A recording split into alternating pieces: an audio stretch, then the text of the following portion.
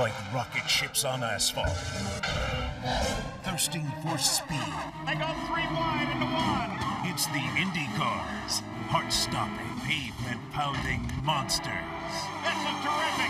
Today, the IndyCars invade Michigan, where Wolverines rule the state, but horsepower is king. Down the back stretch, side by side. Strap in and take a ride on one of the world's fastest tracks next.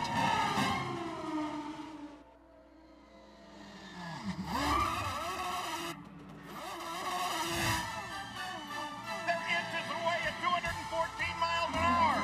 Oh, Jill DeFerrin wins the Indianapolis 500. Look at that.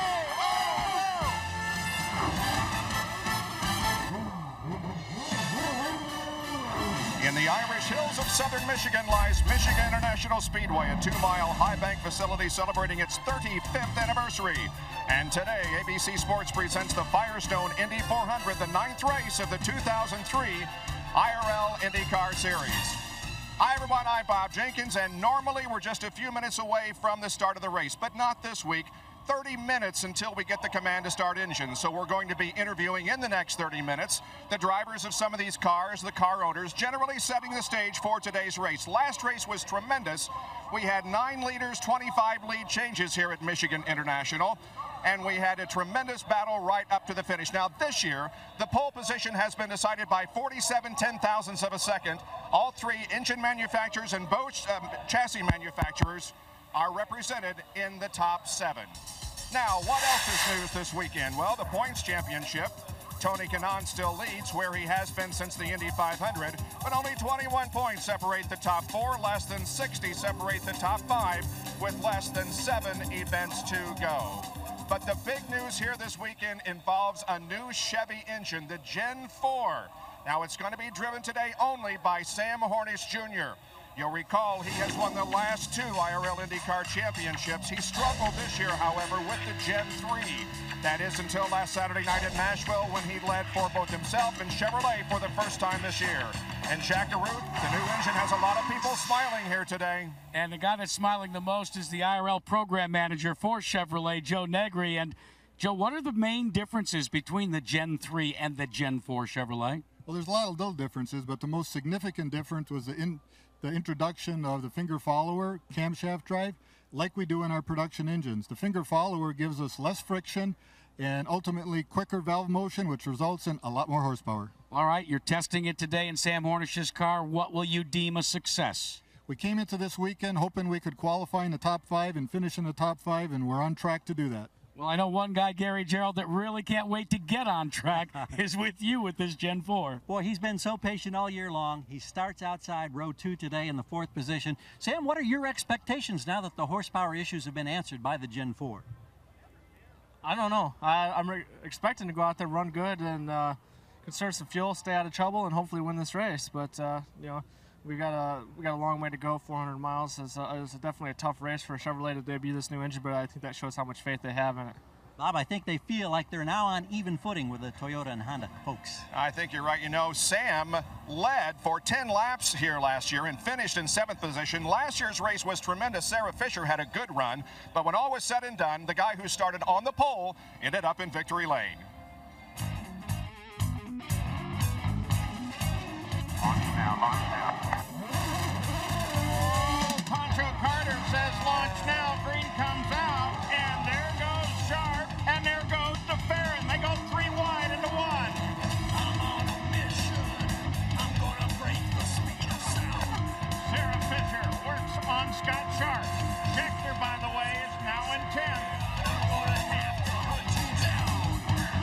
Hunt you down. There's not a person sitting down in the stands. Acceleration. Look at this, Paul. 3 abreast, and everybody's fanned out. Give me more speed. Almost touching wheels going into 1.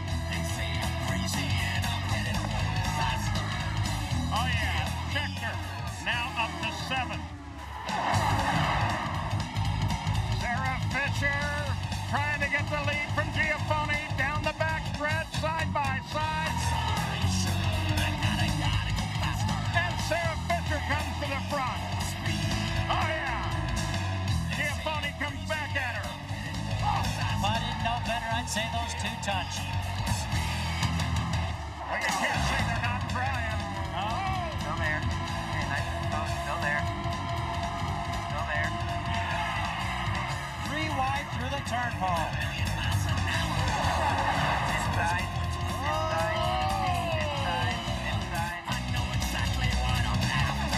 Think about it. Their heart rate's probably about 180 beats a minute right now. But look down on the inside. Schechter has just joined this fight as he goes for third. Oh, do you believe this? Oh, yeah. Fisher, Hornish, Renna.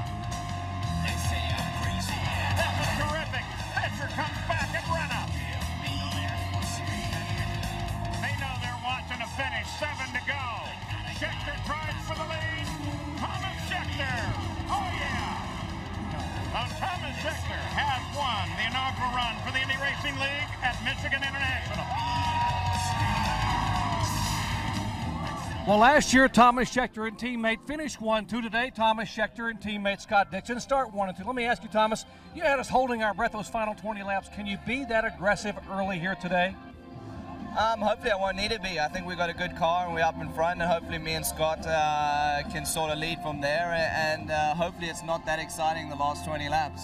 Let me ask Scott, rarely does Chip Ganassi, your owner, hand down team orders, but I'm told he said you guys can race each other, just don't wreck each other. Now, have you decided among the two of you when push comes to shove who will lead and who will follow?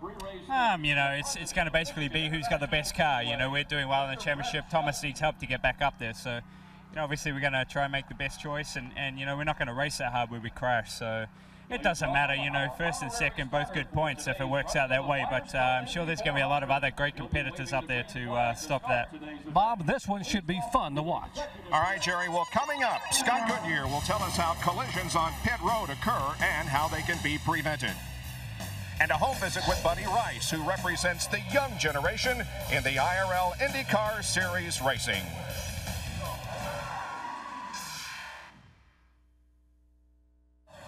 Last Thursday on Media Day here in Southern Michigan, Buddy Rice and Infinity Pro drivers Ari Lyondike Jr. and Jonathan Erlin strapped themselves into some go-karts at a nearby facility. Now, although not quite as fast as their normal race cars, the competition was just as fierce and the desire to win just as intense. And with me right now is the owner of Red Bull Team Cheever and a former driver. We'll get to that in a little bit. Now, more than likely, your team will be the next to get the Gen 4 engine. Have you received one yet? You must know, we have one in the back of the truck right now, but why did you say more than likely? Well, because there is some doubt if Robbie Buell can win, but more than likely you guys will. I would say we'll be having the engine for St. Louis. And does that pump you up for St. Louis and the remainder of the season? Absolutely. We've struggled the whole season with it. We have an engine in the back of the truck. It'll take about 200 man-hours to get it in the car, but we plan to be testing in St. Louis this Wednesday for the up-and-coming race. But we're very excited about it, yeah. If there are enough engines and if everything goes well with the Gen 4, is there a possibility of you driving one before the end of the year? Did you just ask me if I'm going to come back? That was a very sneaky way you did that. Are you? I think a lot of that depends on Chevy and on Red Bull, but if it is as quick as it seems, it'll be very hard to keep me out of a car. We hope it does not keep you out of a car. Thank you. All Thank right. you. Well, Eddie knows that the difference in winning and losing can be on pit road. We'd have several problems on pit road this year. Our Scott Goodyear looks at pit problems and how they can be avoided. Thomas Schechter's crew knows that a quick pit stop may give him the advantage he needs to win the race. Let's listen to the crew's instructions over the team's two-way radio during his stop. Get ready. Watch David. Watch David. Watch David. Get ready. Get ready. Go, go, go. All the way outside. Oh! An anxious crew told Thomas to go before their work was complete. This crew member was checked out at the infield medical center and released. With both teams pitted next to each other in pit lane, the incoming car at speed of Thomas Schechter has the preferred line to his pit. Listen to the late radio communication from the target team to alert Schechter of Giafoni. Both teams must know where their neighbor is on pit road at all times. During pit stops, the pit lane becomes a high-speed parking lot at 60 miles an hour. Drivers know they have a high-speed lane, a transfer lane, and their pit box on pit road. Sometimes crew members release their driver before the transfer lane is clear, and in the case of the Pennzoil team, a split second too soon caused Sam Hornish Jr. to collide with an incoming Felipe Giafoni. When it comes to pit stops, it's all about communication. For 20 years, Rick Reineman at age 52 has been calling the shots from the right front for Marlboro Team Penske. Rick, why are we seeing so many close calls on pit road? Well, it seems to be a lot of yellow flag pit stops. And, you know, when everybody backs up behind the pace car, you've got 20-plus cars coming into the pit at the same time. 20-plus cars want to leave at the same time and, you know, try and get positions. And so you got a lot of traffic going on in the pit lane. Jerry? Well, Jack Indy Racing League Vice President Brian Barnhart talked with the drivers this morning and shared some of the points about the do's and don'ts of 220-mile-an-hour laps here at Michigan. Share with us what you said. Well, 400 miles is a long day for everybody around here, and we're going to need an awful lot of respect and a lot of give and take. The guys have got to take care of each other out there. Michigan's a great racetrack. There's a lot of options for a driver to put the car out there, and they just need to use their heads and be smart. Brian, we hope they listen, and in case they do, we'll have a safe one here today. Bob? All right, thank you, Jerry. Red Bull Team Cheever driver Buddy Rice grew up in the Phoenix area following the Suns and the Diamondbacks, but he chose the ultimate exports, the Indy Racing League, and that means he had to stay in top physical condition.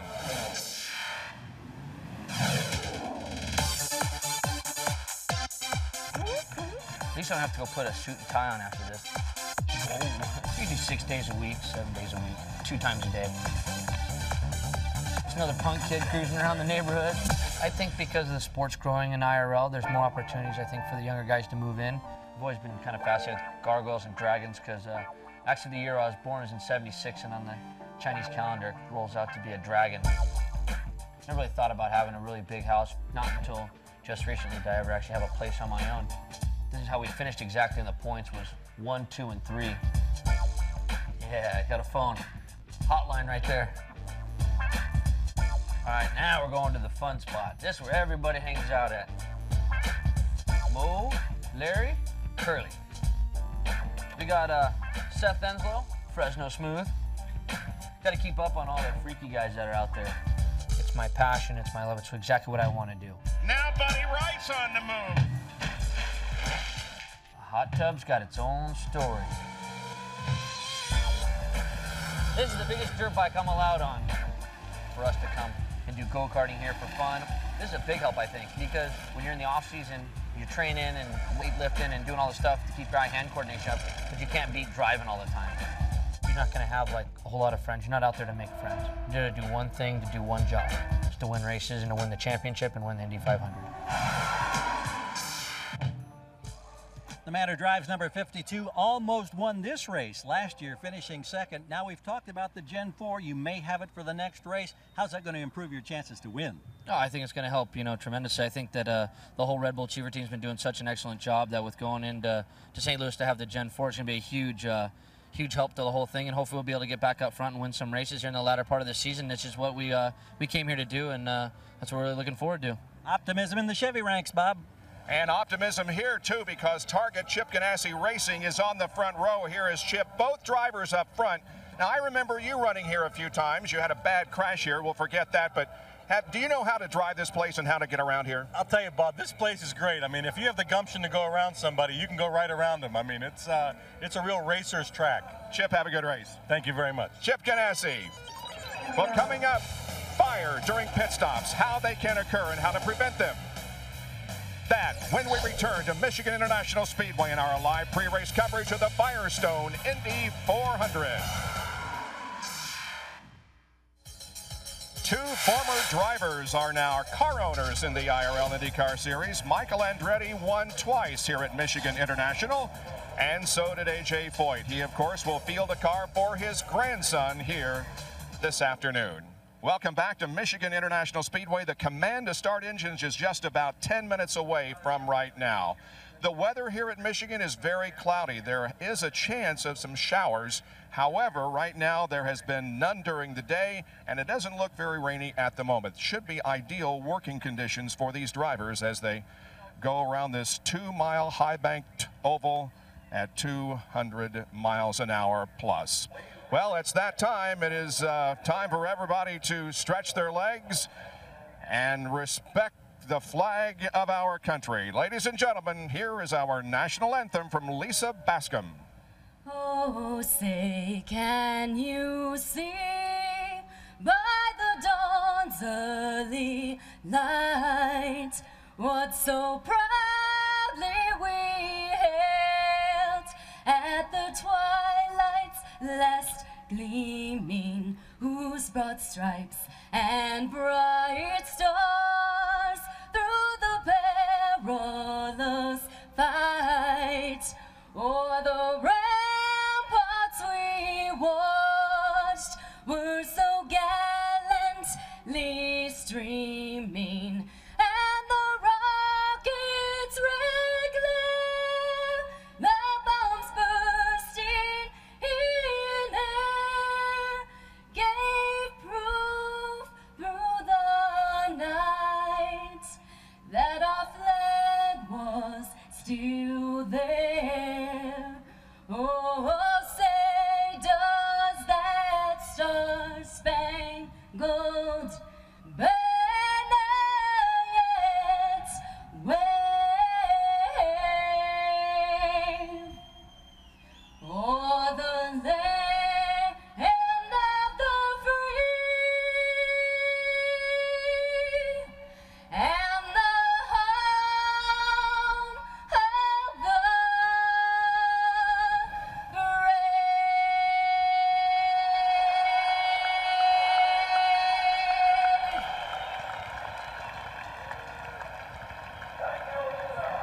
And the pace begins to quicken here at Michigan International. We're now just about 8 minutes away from the command to start engines as some A-10s present the flyover.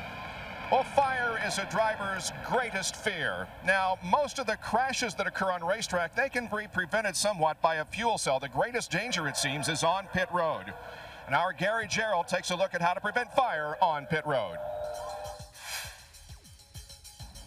To complete a successful refueling stop, precision is the absolute key, and there are 3 critical steps. First, the driver, in this instance Scott Sharp, has got to hit his marks precisely so that he's within easy reach of the 10-foot length of the refueling hose that comes over the wall. Secondly, the refueler then has to take this big bulky unit, insert it cleanly, precisely, accurately. Much tougher task than you might think, because this total unit weighs with fuel better than 50 pounds. Third and finally, he has to disengage this nozzle, clear the car before the car moves. Now, failure to accomplish any of these 3 steps precisely could lead to consequences that are truly frightening, as we've already seen a couple of times this season. As we get closer and closer to the start of this race, let's check in way up there in the broadcast booth of the guys who call the race, Paul Page and Scott Goodyear. Jenks, I always look forward to a race at Michigan, and I know Scott Goodyear does. He's won twice here. Great big track, nice wide turns. Paul, this is an exciting track, not only for the drivers, but also for the fans. Usually 1 or 2 lanes are usually used on a racetrack for the turns. Here, 3, 4 wide is used routinely, not only in the turns, but also down the straightaways. Drivers have to have a lot of respect for each other at this speed of 220 miles an hour. There's a lot of risk out there. They know that. It's 400 miles of risk. You have to be there at the end to be able to finish. Drafting, the art of drafting is a huge thing here. If you're going to win, you're going to have to know how to draft. As you can see right now, working a perfect line. Drafting also comes into play for fueling. You have to make sure that you can conserve fuel, as Sam Hornish is doing right now, and drafting is the art that takes care of that. But the trick to winning this race is survivability, being there for the last 50 laps. Well, you have to be there, because to win, you must first finish, and all these guys know that, but watch for the shootout for those last 50 laps. Oh, Jenks, I can't wait. Me either, Paul. You know, down through the years, there have been some great races here at Michigan International Speedway in its 35-year history, wanting the fans asking for more. But, you know, that's the fans. How about the drivers? What do they think about driving on this 2-mile high-banked oval? It's really a lot of fun to race over there, you know. Sometimes can get a little hairy when everybody gets a little too aggressive. It's a lot of challenge because you're going side by side and you could go 3 wide with different people. So you're flat all the time and you're actually really busy.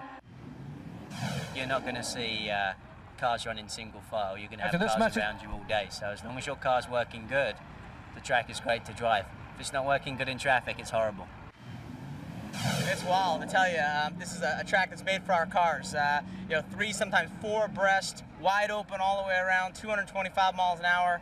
I mean, it's a roller coaster ride for the drivers, let alone the fans. He's driven more miles than any driver in the field, over 8,100 miles of competition.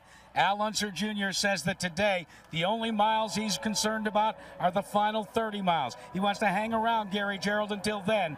Then he says he'll put his Corteco car to the front. Inside row 2, Helio Castroneves, a half dozen top 3 finishes this year, but no wins. The key to get a victory today, Helio. Well, be patient, be smart, wait for the last feature lap, and then pedal to the metal. This guy wants to climb a fence, Jerry Punch.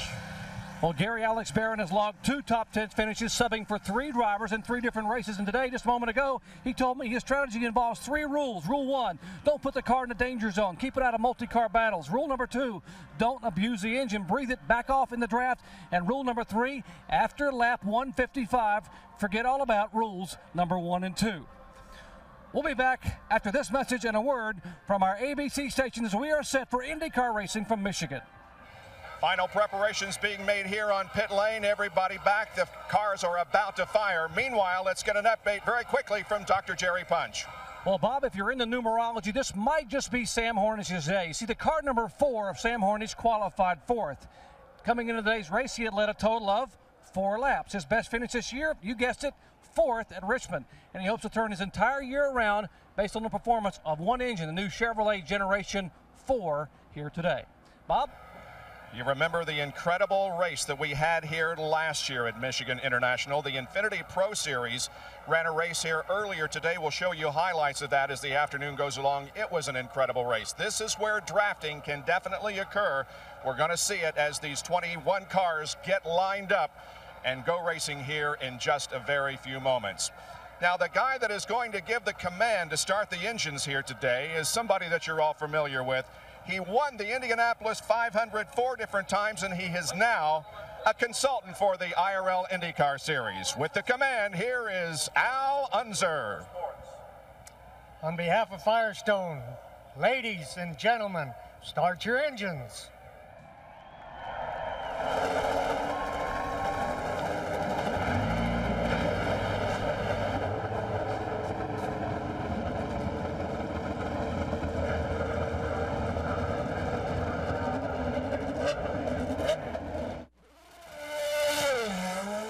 Like rocket ships on asphalt. I believe this. Thirsting for speed. 220 miles an hour. It's the IndyCars. Heart-stopping. An accident that's waiting to happen every lap but doesn't. Wheel-to-wheel.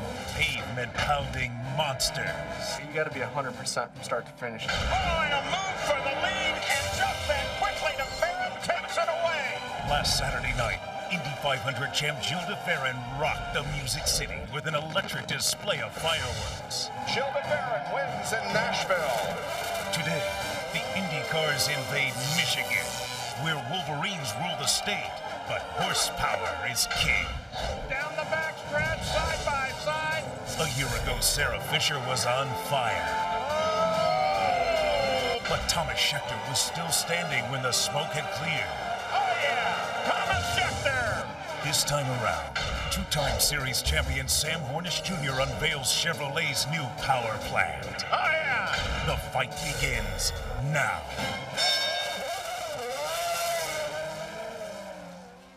Oh, the cars are rolling, and we're ready for the Firestone Indy 400 from Michigan International Speedway. The Chevrolet Corvette pace car, Jim Haynes is the communicator, the driver, Johnny Rutherford, who won first here in 1973. Behind the pole sitter, 22-year-old Thomas Schechter. Scott Goodyear has his frequency dialed up on the radio. Thomas, the question everybody has this weekend, does your Toyota have enough horsepower to keep in front of the new Chevrolet? I don't know, I guess you guys will see in a couple of minutes, but so far so good.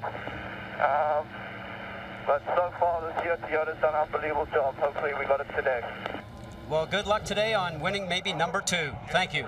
Thomas Schechter, the pole sitter for Speed Freaks. Here's a comparison to Winston Cup and the Craftsman Truck Series. 30 miles an hour faster than Cup. And 200 times around the 2-mile track. The turns banked at 18 degrees with at least 3 racing lines. And there are some stories we want you to watch. How is Sam Hornish doing with that Chevy Gen 4? Is Dixon going to continue his domination? The name Unser is all over the records here. How will Little Al fare today? Jill DeFerrin won a week ago. How will his day go? And the engine battle is getting hotter. We'll track it. And the track conditions from Trim Spa. A light breeze has been blowing over this track. Actually, when you look at air temperature, the track temperature, the conditions are perfect. Now, we're hooked up to Scott Sharp in the 5th row. Scott Sharp, Scott Goodyear here. You qualified in the middle of the grid, but you were second in the final practice. Have you guys found some speed in your car? I believe we have, Scott. You know, Delphi guys done a great job. We improved the car. You know, I think this is a track that if you can draft well, you can start anywhere in the top 20, and you've got a great chance. And certainly we're starting far enough forward that we're planning on being there all day long. Good luck today. Thank you. Here's the way that they qualified. Thomas Schechter and Scott Dixon on the front row the 3rd time. The Target Chip Ganassi teammates have swept the front row positions. Row 2, Elio Castro-Neves and Sam Hornish Jr., both looking for their first win of the season. Row 3, Alan Sir Jr. and Alex Barron. Row 4, Greg Ray and Kenny Breck, a pair of former IRL champions. Row 5, Jill DeFerrin, last week's winner, and Scott Sharp. The 6th row, Tora Takagi and Roger Yasukawa, the top-ranked rookie this season. The 7th row, Dan Weldon, and the Kansas winner, Brian Herta. The 8th row, Tony Kanaan, the current point leader, and A.J. Foyt the 4th. The 9th row, Vitor Mira and Buddy Rice, who ran 2nd last year in his IRL debut. Row 10, Robbie Buell and Sarah Fisher. The 11th row, Buddy Lazier. Now back to the pits for a final check before the flag. Here's Gary. Paul, in these giant fuel tanks, 190 gallons of methanol. The first pit stops today, there'll be a fast flow, gravity fed. 3 gallons per second go into the car. But late in the race, when this giant tank is nearly empty, it slows to 2 gallons per second. Late stops will be about 4 seconds longer than what we see early. Jack? And Gary, if that's the case, then when we come down to change tires, it's one of these guns that turns over 1,000 revolutions a second that'll take the Firestone Firehawk tires off. But if you're in a battle for track position, Jerry Bunch, you may elect not to change on that last stop. And Jack, total time in the pits involves not just the car sitting here getting fuel and tires, but the cars getting down pit road, entering and exiting at 60 miles an hour. Today, the teams are given a 20-foot extra lane either before or after their pits to be able to get in or out early. So, Paul, if there's a miscue here in the pits, it'll be from lack of judgment, not lack of room. And at 400 miles, the pit stops are absolutely critical as well. Now, going up through the 3rd turn, there's your front row. Dixon high, Schechter low. The number 10 car is Thomas Schechter. The 9 is Scott Dixon. Keep an eye, too, on that 2nd row. The yellow car, of course, the Gen 4 of Sam Hornish Jr. and Elio Castro-Neves on the inside. There goes the green flag. Hornish moves to the high side immediately and goes for the lead. Dixon comes in behind him. Alex Barron drops into 3rd place. Whoa, look on the outside. On board with Sharp. A.J. Foyt the 4th came up alongside him. Kenny Breck darts to the inside. They all chase Hornish. 3 wide through turn 3. Sam Hornish and the Gen 4 Chevrolet is going to lead the first lap at Michigan. Paul, what a great start, but I have one quick question. On the initial start, you're not supposed to improve your position until you get to the start line. And it's going to be interesting to see how Ryan Barnhart and the IRL guys decide maybe if he improved his position actually before he got to the line. And look back there, you see the green and white car of Tony Kanaan?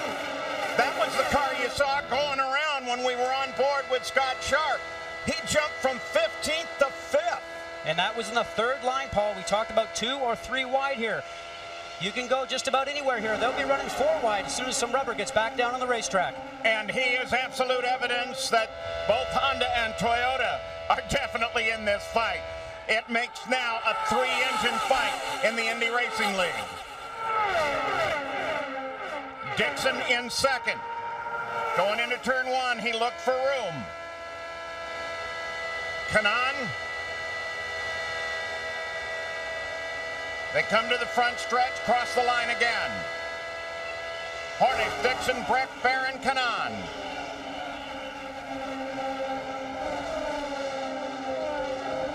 You see Sam working that low line, keeping right down to the white line on the racetrack, protecting it the shortest way around her, but he comes off the turns, funnels down to the low side of the racetrack.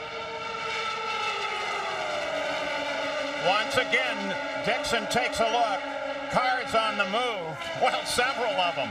We mentioned Kanaan, Kenny Breck up 5. Yasukawa up 4, Rice up 5. Barron continues to go side by side with Kenny Breck.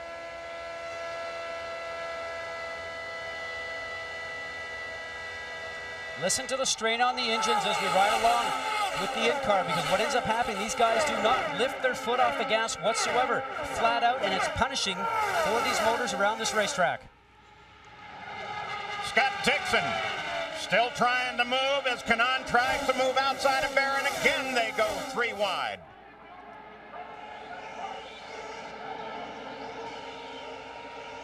We're getting a report now that there has been contact between Scott Sharp and A.J. Foyt IV. Obviously, they both have continued on. Paul, what we were seeing there was 4 wide and actually Brack down below the white line in that D section up on the front straightaway, because this track is shaped like a D. It's a tough place there to pass. Brian Barnhart said in the meeting, I don't want you guys below there. There's a no passing zone below that white line. Dixon putting the pressure on Sam Hornish now.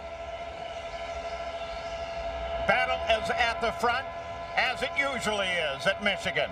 We talked about drafting. You see how he's right behind him going down the straightaway, moved out to the right-hand side, going through the turn. That's to get some air on the front wings of the car so the car doesn't slide up to the racetrack. Now he's tucked right in on the backstretch. Going to dart out, see if he can get around. Hornish takes the low line. Dixon drops back. Paul, they're telling Dixon on the radio to keep the pressure firmly on Hornish. He's doing exactly what they're ordering him to do in the pits. I think maybe they want to find out about fuel consumption with that new Gen 4, and maybe they're going to force the pace early. That may, in fact, be a good thing to do, in fact, is find out under pressure what they have. But then again, Chevrolet may be happy with that. Down on the inside, that's Dixon. You're on board Schechter. The teammates are going to go side by side now in a battle for second. We'll take a look at the speeds at the line this time around.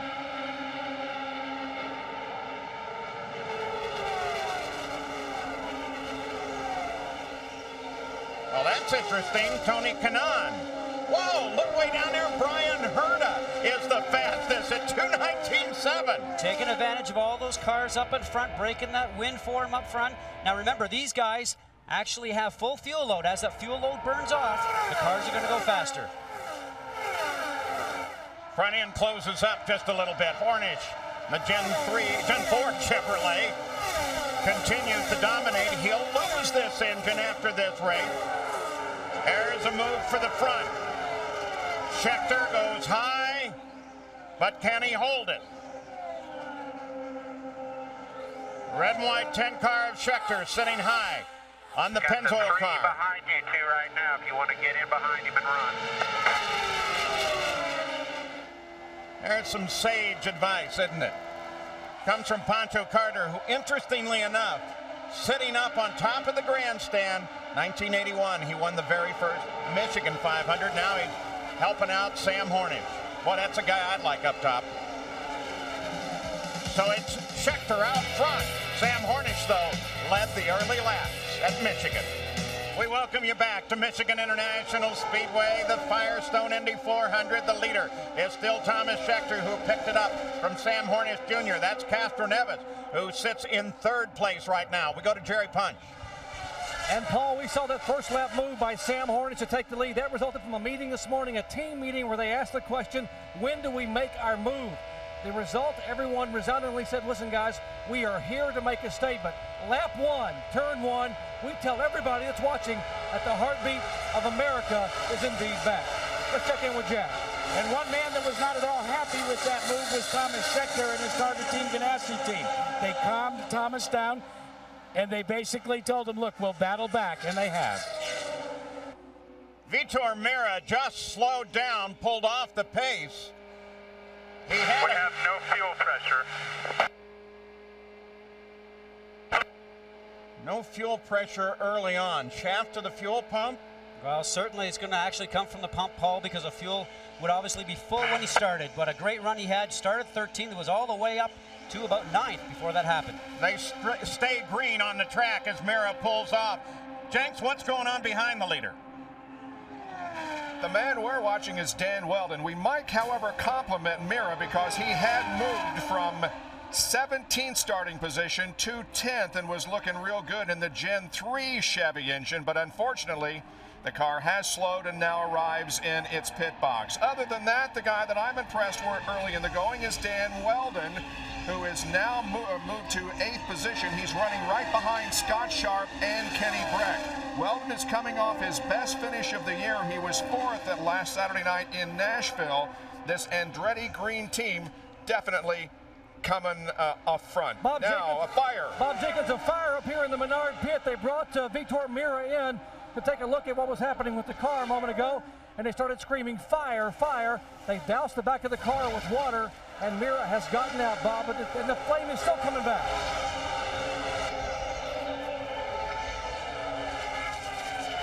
And you see, we talked about fire in the pits in the pre-race show, and you saw Mira reach up and pull his visor down as soon as he knew there was a fire so that nothing could get inside his helmet. Back at the front of the field, the 10 car, Target Chip Ganassi Racing, is Thomas Schechter in 2nd place, and just driving all the folks at Chevrolet crazy, saying this is great, the engine works. Dan Weldon just slowed down. Bob Jenkins was just talking about him. It looks like they may have a serious engine problem, Scott. Paul, you can see a trail of smoke coming out from the back of the car, either engine or gearbox. Doesn't look like he's under power right now, but we're already just early into this race, only 20 laps, and we're already seeing attrition. This is a tough racetrack for engines and transmissions. Well, you've won this thing twice, and they test here. They try to simulate the race, but they never seem to be able to actually simulate the grueling conditions here. And Paul, that's very true, and that's why this run today for Sam Hornish Jr. in this new Chevrolet engine is the first true test of this engine, even though they have tested it for over 1,000 miles. Now the front 4 all bunched up together. Tony Kanaan in 5th place, right behind this group of 4. You're on board with him now. Andretti Green Racing, teammate to Dan Weldon and Brian Herta. Tiger Woods, Ernie Els, Phil Mickelson, and Sergio Garcia. Tomorrow night, the Lincoln Financial Battle at the Bridges, 8 Eastern, 5 Pacific on ABC Sports Championship Television.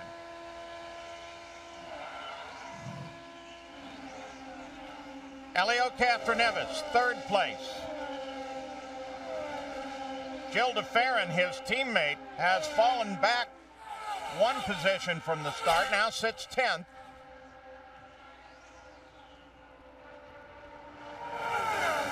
And it seems like many of the guys are taking to heart the fact that you got to survive this thing. We'll line up. We won't race just yet. Michigan International Speedway is now completely bathed in sunshine as we watch Sarah Fisher, her teammate Robbie Buell, right behind her. This is Generation 3 in terms of Chevrolet engines. Sarah led this race last year. Now, Brian Herta has been incredibly fast, regularly turning laps well above 222 miles an hour and several at 223. Fast speeds, he has the opportunity to continue moving up through the field, and that's what he's trying to do right now, pick off everybody by drafting. Up at the front, Sam Hornish was side by side with Elio Castroneves. Now he's looking for the leader. Slower traffic just ahead now. Still inside, clear. And Hornish takes the lead back. Hornish, Schechter, Castroneves, Chevrolet, Toyota. Kanaan is the fastest. Honda sitting back there in 4th place. You're on board with Kanaan.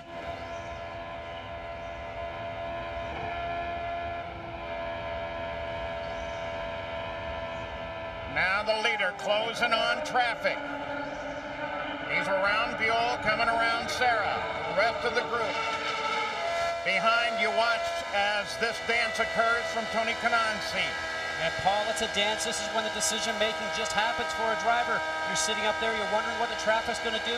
You hope the guy in front of you makes the right decision also. So now everybody else has to wind their way through. And the leaders are now clear and continue on. Jill DeFerrin, not where he would like to be. Gary Gerald, what's going on? Well, he's been the red-hot man of late, but today things aren't going well. He said that he's flat out or flat on the throttle, but the car isn't responding. They're asking him to try different gears, 4th and 5th. So far, no help. It's the only thing he said on the radio thus far, that he's been going a little bit backward as the pack up front just tries to pull away. 32 laps are complete. We're guessing we're about 12 to 13, 14 laps maybe away from the very first stop of this race. We've been green flag all the way, and it has been fast, well above 200 miles an hour. One guy out, though, is Dan Weldon. He's with Jerry Pine. And early on, not what the Andretti Green team wanted to see happen here. Dan, we saw your car abruptly slow. Any clue as to what was about to happen on the track? To be honest, the Klein Tool Jim Beam car was running strong, and we were just sitting there, but, you know, I'm not 100% sure what was the problem. It was something mechanical, but, you know, the guys have done a great job all weekend. We just can't get a break, and we're always very fast, and I'm sure it'll turn for us eventually. We just got to keep working hard, and we'll prove a point at St. Louis, I'm sure. Okay, side by side for the lead once again. Thanks, Jerry. And this time, it's going to be Schechter that leads across the line. Jackaroo. Well, when Sam Hornish made the previous pass on Thomas Schechter, it startled the South African. He radioed to Chip Ganassi. Where did he come from? They just told him, don't worry. He said, my car's working perfectly. We'll get him back. He did. Yeah, they haven't seen that yellow number 4 come charging through like that this year. Look at there, your top 5, all in the backstretch. Now, Sam, look at his position, that yellow car just ahead. He's been running a slightly higher groove most of the early run here. Paul, he seems to get into the middle of the turn, and then he looks for clean air. I'd have to say that his car is pushing. That's when the front's not responding for you. He will not tuck his nose behind Schechter, so that means he's looking for clean air to make his car work for him. They'll make some adjustments in the first stop, and they'll make it better for him. It also is going to give him air to the coolers. It's an engine, the Chevrolet Gen 4, that there's a lot they don't know about it. Only 1,000 miles of testing before they arrived here, and I'm pretty sure they'd like to keep it as cool as they can, hence you keep it up in clean air. Oh, below the white line, look at this, 225 miles an hour straightaway speed, 3 wide and below the white line there.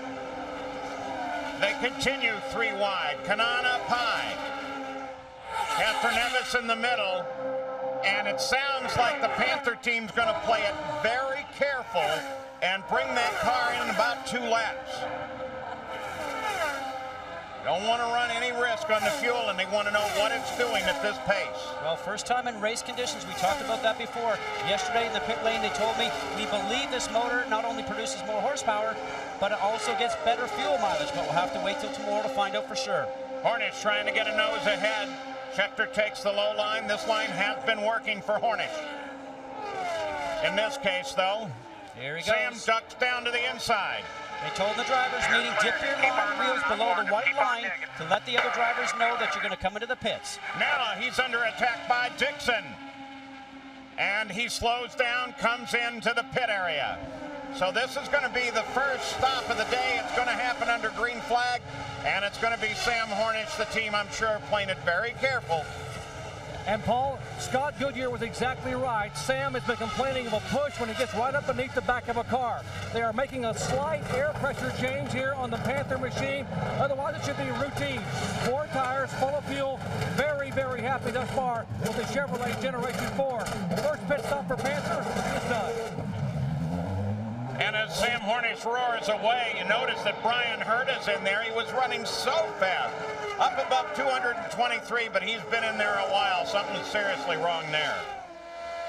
On Kanaan, 4th place. Last lap at 214 miles an hour. They've been averaging over 217 miles an hour. Let's go to punch. Hey, Paul, Brian heard of. The problem is that just simply began to sputter as they came down pit road for the pit stop, and they've had to change the battery. After a great beginning, Herta was a rocket here, and now apparently the battery problem a little more severe than they had anticipated. Lengthy time here in the pits for the Team Andretti Green machine. Well, of course, Scott Goodyear, as we watch Thomas Schechter, the leader, the first thing that you go to is the electronics, because you can change that immediately. They certainly will know the battery's not charging. You can see that actually on the computer dash. They'll see that in the pits. The problem is it's early in the race, Paul. The battery will last probably for about 30 laps. They'll continuously have to do that to get to the end of the race. Hornish lost a full lap, dropped to 16th, 1 lap behind the lead of the race. Jack Arute. How important is this pit stop for Sam Hornish? Well, Thomas Schechter looked in his rearview mirror, didn't see the Chevrolet, and kept shouting, "Where's Hornish? Where's Hornish?" He said, they pitted him. He says, "When do I come in?" They said, "Next lap." He's on his way, guys. Now more and more cars beginning to stop. Foyt the fourth is into the pits. Buddy Rice is already in and on his way out. Herta continues to sit there. And so peeling off now, letting his teammate take the lead. With 41 laps complete, Schechter on the pit road, Tony Kanaan behind him. Jack Arute. There are going to be no changes on Thomas Schechter's car. The key, though, is to hit the marks exactly. And he does. 35 gallons of methanol, a change all the way around on the Firestone Firehawks. Thomas Schechter likes his car. Now watch for the fueler. When the vent hose is full, they will pull it away. They do. And he lights him up, guys. Gil DeFerrin also comes into the pits as Tony Kanaan rolls away. DeFerrin, we're looking for any changes they might make. Gave it a full load of fuel. Change of the tires, and DeFerrin comes back out. Al Unser Jr. comes out of 6th place and into the pits. Jack Arute. Al Unser Jr., remember he said he just wants to stay in the hunt until with only 30 miles to go. They like the way their car is operating. The key during these pit stops, the fuel goes in at 3 gallons a second. He stumbles just a moment, but he's off and away cleanly. And the Target Chip Ganassi racing team is going to find a bit of information out about how their 2 cars fare on mileage. You can see that Dixon is on the way in. So is Helio Castroneves. Dixon hits his marks first. Castroneves has been complaining of understeer. They'll get a half turn of wing for Castroneves. No wing change apparent for Scott Dixon. Revs up. Here goes Dixon rolling. Here goes Castroneves. And Dixon beats him out. Scott Sharp also came into the pits. It looked like routine service there for Sharpie. Paul, pit stops we talked about before, always a tense time for the teams and the drivers. Right now, as a driver, you're just happy to get the first one underneath your belt. So Barron, the 21 Hollywood car of Morris Dunn, picked up the lead, and now with 45 laps complete, Barron makes his stop. They're going for 4 tires. The key, though, always is fuel. Get all of it in you can, and looks like they made some major changes on the front. Tora Takagi, his teammate, is in too. Go high. That's it. And now Takagi rolls out. They were really cranking on Barron's front wing. And Brian Herta and Dan Weldon, both Andretti Green drivers out. You talked and heard from Weldon. Now what about Herta? Well, Brian, you climbed out of the car, and Michael said you were flat flying out there. Any idea what was going to happen? Did it just shut off coming down pit road? Well, I don't know exactly what happened, but it's a shame that it did, because I tell you, and I don't say this very often, we had the car today, man. I don't think anybody was going to beat us. I was just riding back there. I mean, I was just saving fuel, riding in the tail of that pack. It was easy, and you don't get a car like that very often.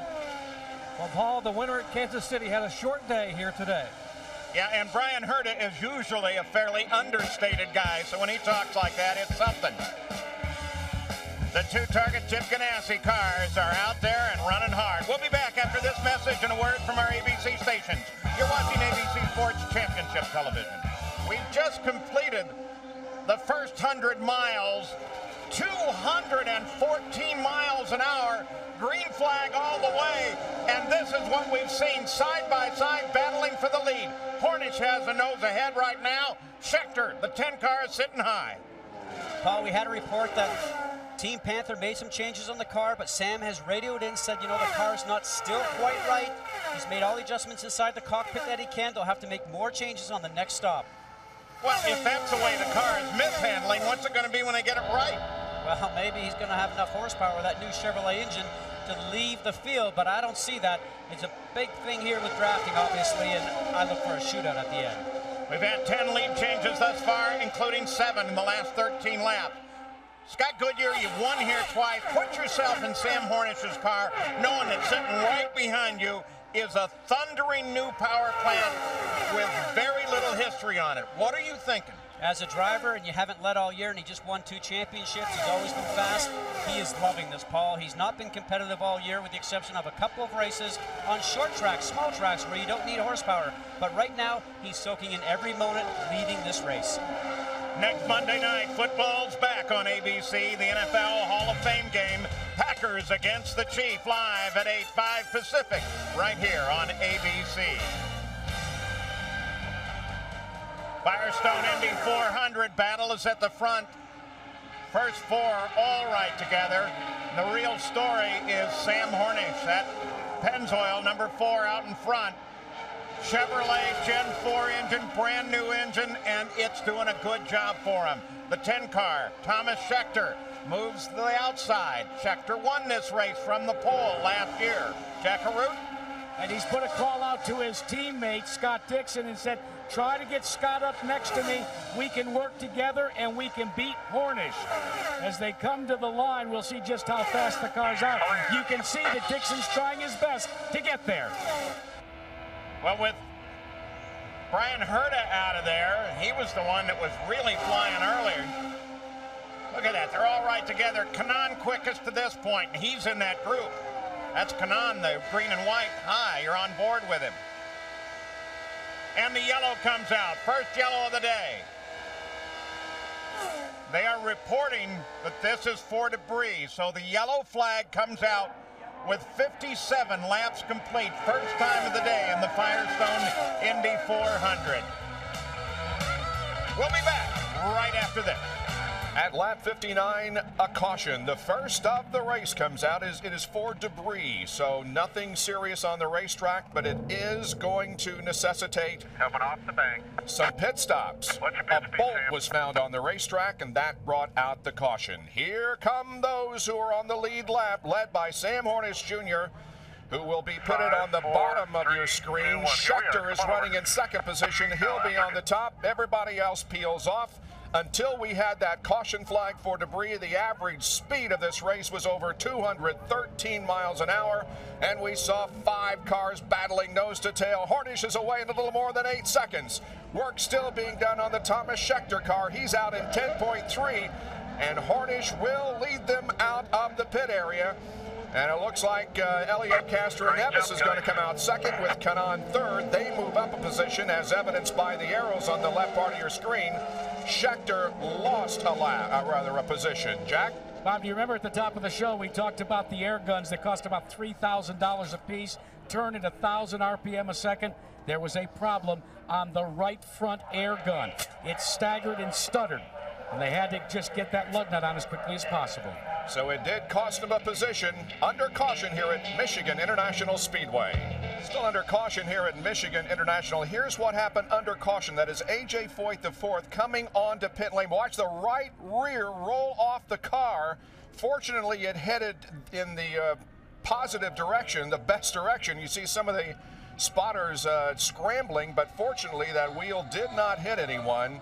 And so that was not a serious problem. They simply put the tire back on the A.J. Foyt IV car, and he is back out there. We have 14 drivers that are currently on the lead lap, as we will go green in just a few moments. Well, here's the question live from the net. Colin from Michigan wants to know, how much gasoline does an IRL car use? And the answer is very simple. It doesn't use any gasoline. These IRL Indy racing cars are powered by methanol.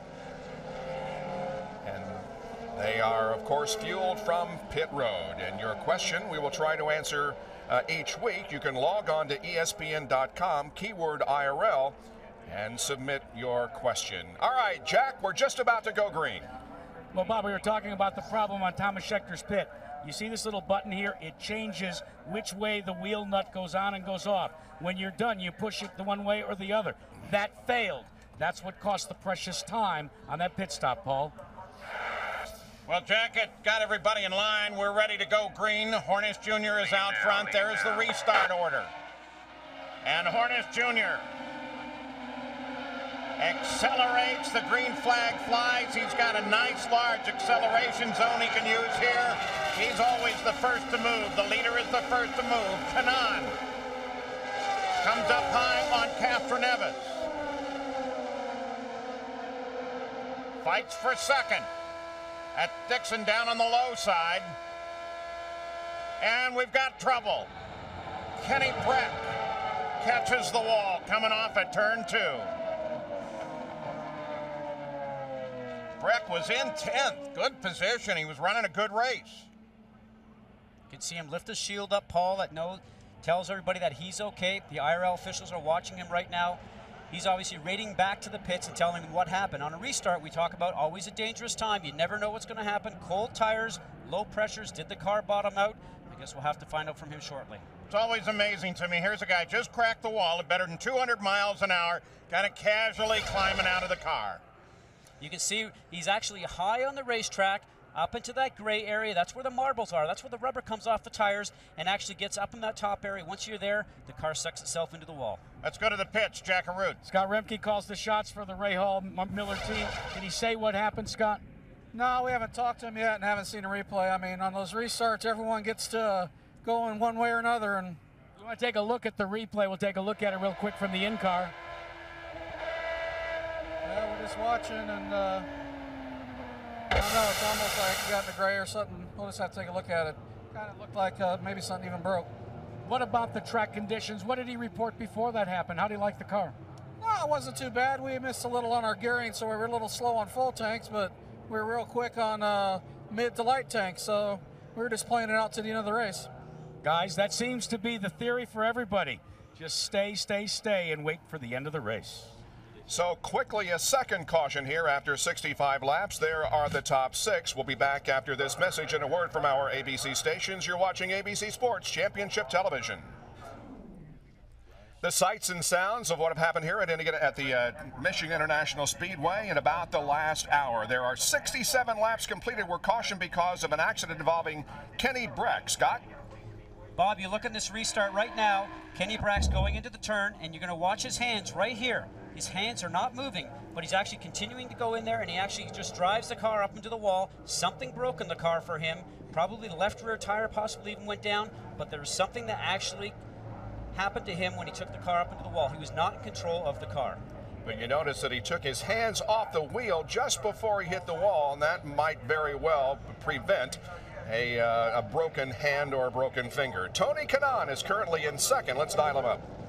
Tony's got Goodyear up here in the booth, 15th starting position, but boy, you're up there fighting in the front group. Did you guys find something with your car? Well, I always told you guys we had a good race car. The whole 7-Eleven team did a great job all weekend. We knew we didn't have the fastest car for qualify, so we worked in the race setup with a little bit of advice from my boss, Michael Andretti. I took the line that he always did on everybody on the start, and here we are. So let's hope we can get, stay with the pack until the end of the race. Well, good luck for a great race. Thank you. Done a great job starting in 15th and currently running in second. Gary Castroneves is running third, but does he have a problem? He has a problem. They're trying to identify it. We heard a radio transmission from Scott Dixon that Castroneves may be spraying fluid. Now we understand that they're trying to trace that fluid. They think it may be a water leak from the radiator. So the crew has come to the wall. They've got a unit they've placed over the wall that they can high pressure and send water and coolant into the left side pod, into the radiator area. Now, whether or not they're going to call Elio in, we're still waiting, but the preparations are made here, Jack, in case they do bring him off the racetrack. And that report, Gary, came from one of this man's cars as target Chip Ganassi runs right behind with Dixon and then the pole sitter Thomas Schechter. You finally got your two cars together, Chip. Now can you dance your way to the front in the draft? Well, you know, everybody out there now, they're sort of testing each other, I think, Jack, for later in the race. You know, you got a lot of guys saving fuel, trying to run lean, see how much fuel they can save. Are you saving any fuel at all? Well, but we've run different mixtures throughout the race, seeing what our performance is relative to how rich we're running. So, yeah, everybody's sort of trying that thing now. You know, it's going to settle out here in the next, next 50 or so laps. Going to settle out. Bob? There are the two Chip Ganassi cars. Castro Neves did come in, and so he's going to be falling back to the end of the line. Bob, they sent Castro Neves back out without the side pod on the left side. The side pod is now back here in the pits. The key here is they're trying to keep him from losing a lap. He'll hustle around as best he can, come back to the pits. They'll try to address a possible leak in the radiator in that left side pod. Jerry? Let's check in up here in the Panther pit with John Barnes and find out how this Chevy Generation 4 is running thus far. Telemetry-wise, John, how does it look? Looks good. Everything's fine so far. Motor and Sam's doing really well, and we'll just keep seeing what we can do. We are told from the smiles behind you that they have not shown nearly what this engine may have so far. Is that true? Well, we'll let the fans and you guys talk about that later. All right. I think they've got plenty left. Guys? Well, Sam Hornish is at the front of the field as we await the restart of this event. One middle-class family moves into a mansion to battle it out for $1 million, but the servants secretly decide who wins the cash. George Hamilton hosts The Family, premiering Wednesday at 9, 8 Central here on ABC. We have had 4 leaders so far. Hornish has led the most at 33. There is Elio Castro Neves coming back into the pits as he will replace now, or at least put back on the side pod. Bob, they brought him very close to the wall so that they could put this unit that will pressurize and send fluid back into the car on the pit side. It's very cramped quarters for this crew working, but they're definitely going to be in danger of losing laps now. We understand they're going to go green here. Paul? I'll tell you what, you are watching Masters, though, the Penske team in the pits when they're under pressure. There's the restart order. Hornish Jr., Kanaan, Dixon, Schechter, Unser Jr., Rice is a lap down. We're going to get on board with Al Unser Jr. and watch the start from this position. Restarts in 5th. Sam Hornish has already started his acceleration. Green flag is out.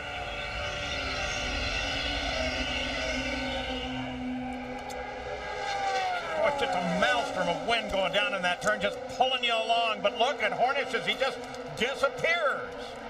Well, the one question to get answered for these guys, too, they know it had horsepower up the top to run fast. What kind of torque does the engine have? Does it have good restart possibilities? And I think he's answering that for us right now. Sam darts to the inside of the track. He's using a little lower line than he was earlier. Buddy Rice, that yellow and blue car sitting up high on sharp. That's the older version of the Chevrolet, but he's pedaling pretty good with it. Running in the draft, getting pulled along, as you mentioned, Paul, from all these cars in front of him. Probably wouldn't have the horsepower to lead the pack, but he's certainly got great opportunity to take advantage of running in the middle of the pack. Still working on Elio Castro Neves. Target Chip Ganassi cars battle.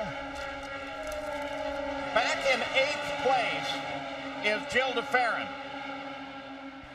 Red 2, Sam. Red 2. DeFerrin, Penske Group are already playing with a strategy because they brought him in now 4 different times, and it looks like all they're really doing is topping the fuel off.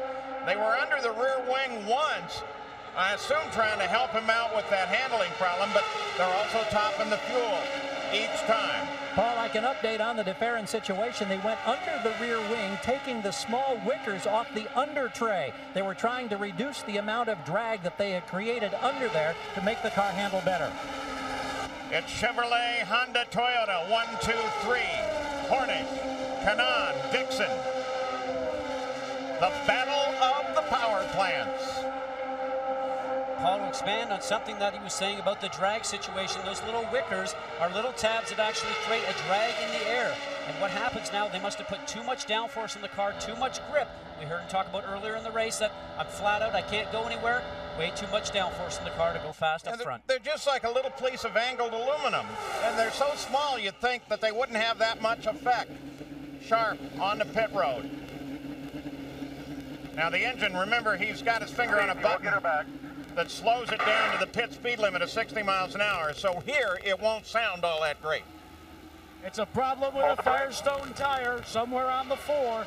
They began to lose pressure. They read it on the telemetry. Scott Sharp's crew goes to work. And he is out and away. Yeah, race control confirms that, Jack. They say it's a cut tire. And Sharp's already back into the fight, but when they're running 221 miles an hour around this place, that's costly. You see him go a lap down as he came out of the pit. Al Unser Jr., the teammate to Sharp, currently 12.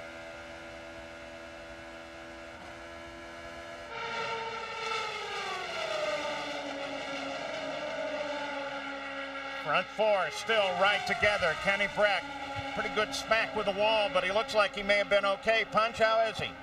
Paul, he came out of the care center and looks to be okay. Kenny, though, what happened? We saw the cars abruptly go up across the track. Yeah, I'm not quite sure what happened because I turned in and everything was okay, and then all of a sudden it was just understeering and straight up in the wall. If I cut a tire, if something broke or something, but it wasn't the normal situation. Nobody cut in front. I had, you know, pretty clear air and everything, so I don't know. Paul? Well, Unser Jr. getting overhauled by both of the target Chip Ganassi cars. Remember that Unser Jr. was 4th till these guys came up to help. Outside, he's still there. That weaving that you see right now, all that disturbed air that comes off the car, either in front of you or beside you, and your car just moves around.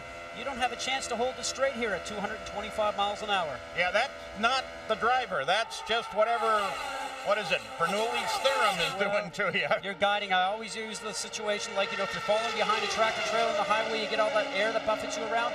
These guys are seeing that, but 3 or 4 times the amount. On board Al Unser Jr., Elio Castroneves has just climbed out of the cockpit and now stands alone on the pit road. He moved up to 4th in the points. That's going to have a big effect on that for him in 20 races now without a win. Indianapolis 500 a year ago.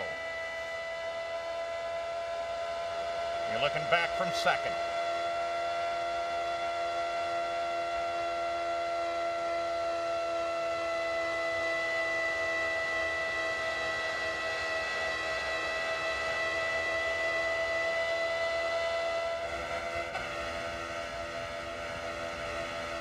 Unser Jr. in 3rd.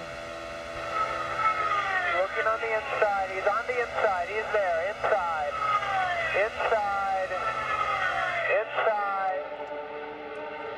Talking about Dixon down there alongside Unser Jr.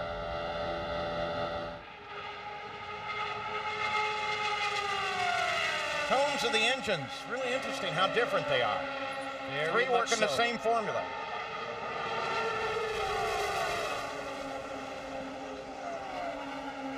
Top 5, top 6 actually last together. 6th place Barron.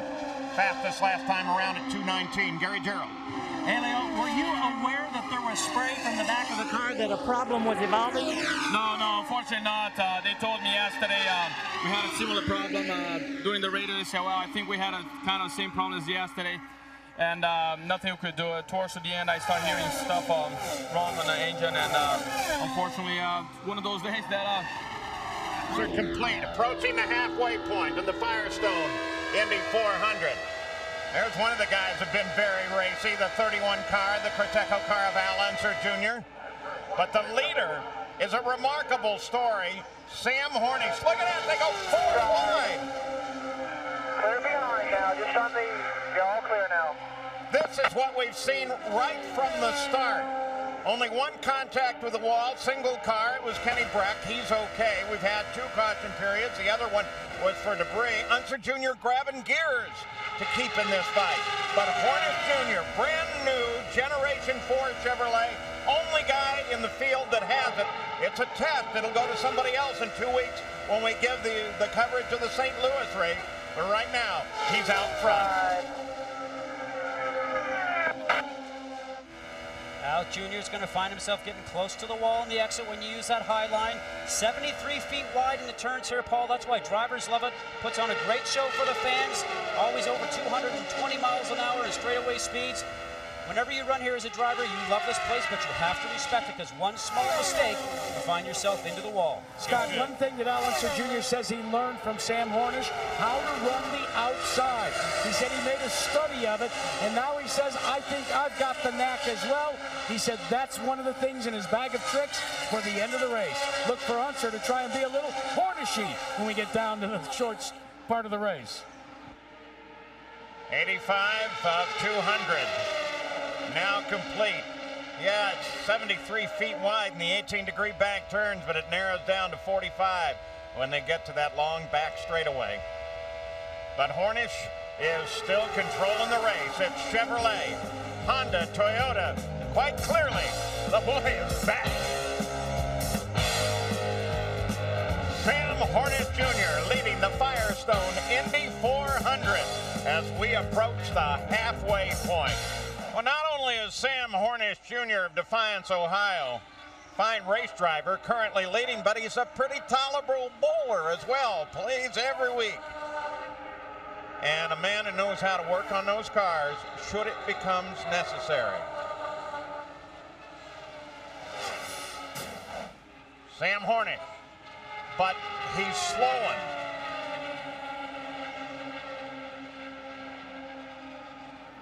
We're going to look at the Firestone telemetry. Sudden change in the attitude of the car. It slowed just a little bit, still in the lead. What's going on here?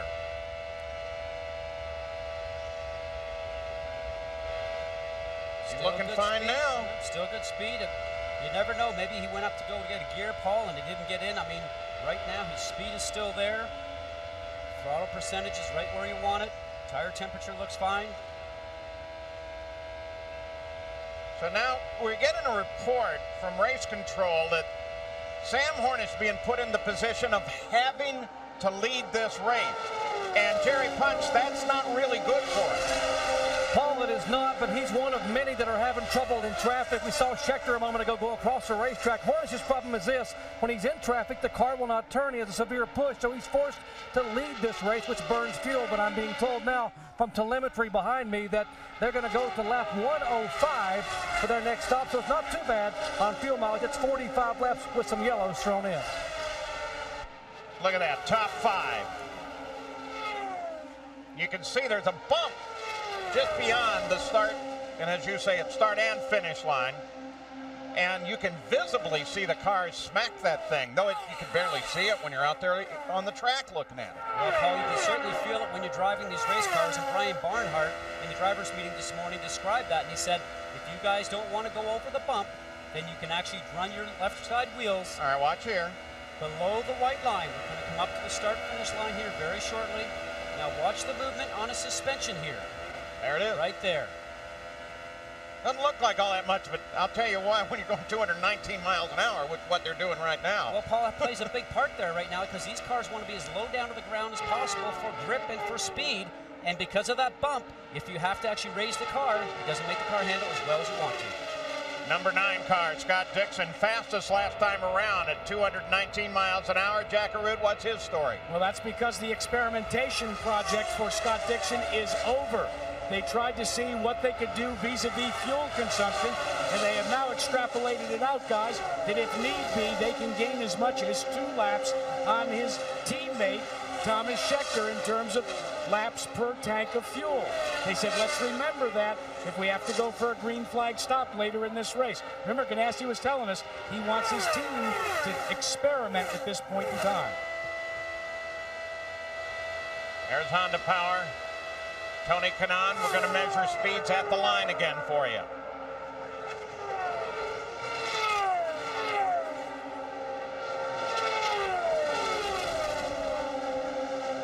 I'm not thinking that if I'm Sam, I really want to be turning a lap like that. Well, 219 when you're leading and you don't have anybody breaking the air for you in front of you, those cars that help break the air for the drivers behind right now, that's a pretty good speed, 219. There's Alex Barron, who is replacing Felipe Giafoni in this car. Giafoni injured now back in Brazil to recover from his injuries. Barron, he's everybody's immediate substitute. Whenever they're looking for another driver, and boy, he can give a race car a great ride, as he is doing here right now. Second quick last time around at 2:18, currently 6th. Saturday, don't miss Landon Donovan in the Pepsi MLS All-Star Game at 3:30, 12:30 Pacific, right here on ABC. Now Sam Hornish Jr. is going to have to deal with some slower traffic. That Buddy Lazier, the 91 car, he goes under him. And fortunately, with the spotters up top, as he comes by Robbie Buell, he's getting good information. Buell, who has had a less than great year, teamed with Sarah Fisher, currently running 16th, so at least he's moved up some, but that's pretty well represents the attrition. We're at the halfway point. Paul, this race for Robbie Buell is really like his hometown race. Grosse Pointe, Michigan. Probably could drive to the racetrack to come over here. Doesn't have to get on an airplane. And he would certainly like to do well, but help is on the way because of this new Chevrolet engine. You got to keep an eye on this guy, Al Unser Jr. Won at 500 miles here in 90. You're clear. We mentioned the legacy of his family here. The Pole Award is now named after Uncle Bobby. Yeah, Listening to Al for a second there. You could see his head move in the car when we went over that bump. Spoke with Al this morning. As you know, he's one of the guys that we speak to on the radio occasionally. I asked him what's up, and he says, I got to focus 110% today because we got a real good race car, and I want to win. And there are a lot of folks that think he is fully capable of that, but then a goodly number of fans rooting on the number 4 car. Sam Hornish, sitting right here so close to Detroit and the headquarters of General Motors, and you know that a lot of their people are keeping track of how this Chevrolet Gen 4 is doing.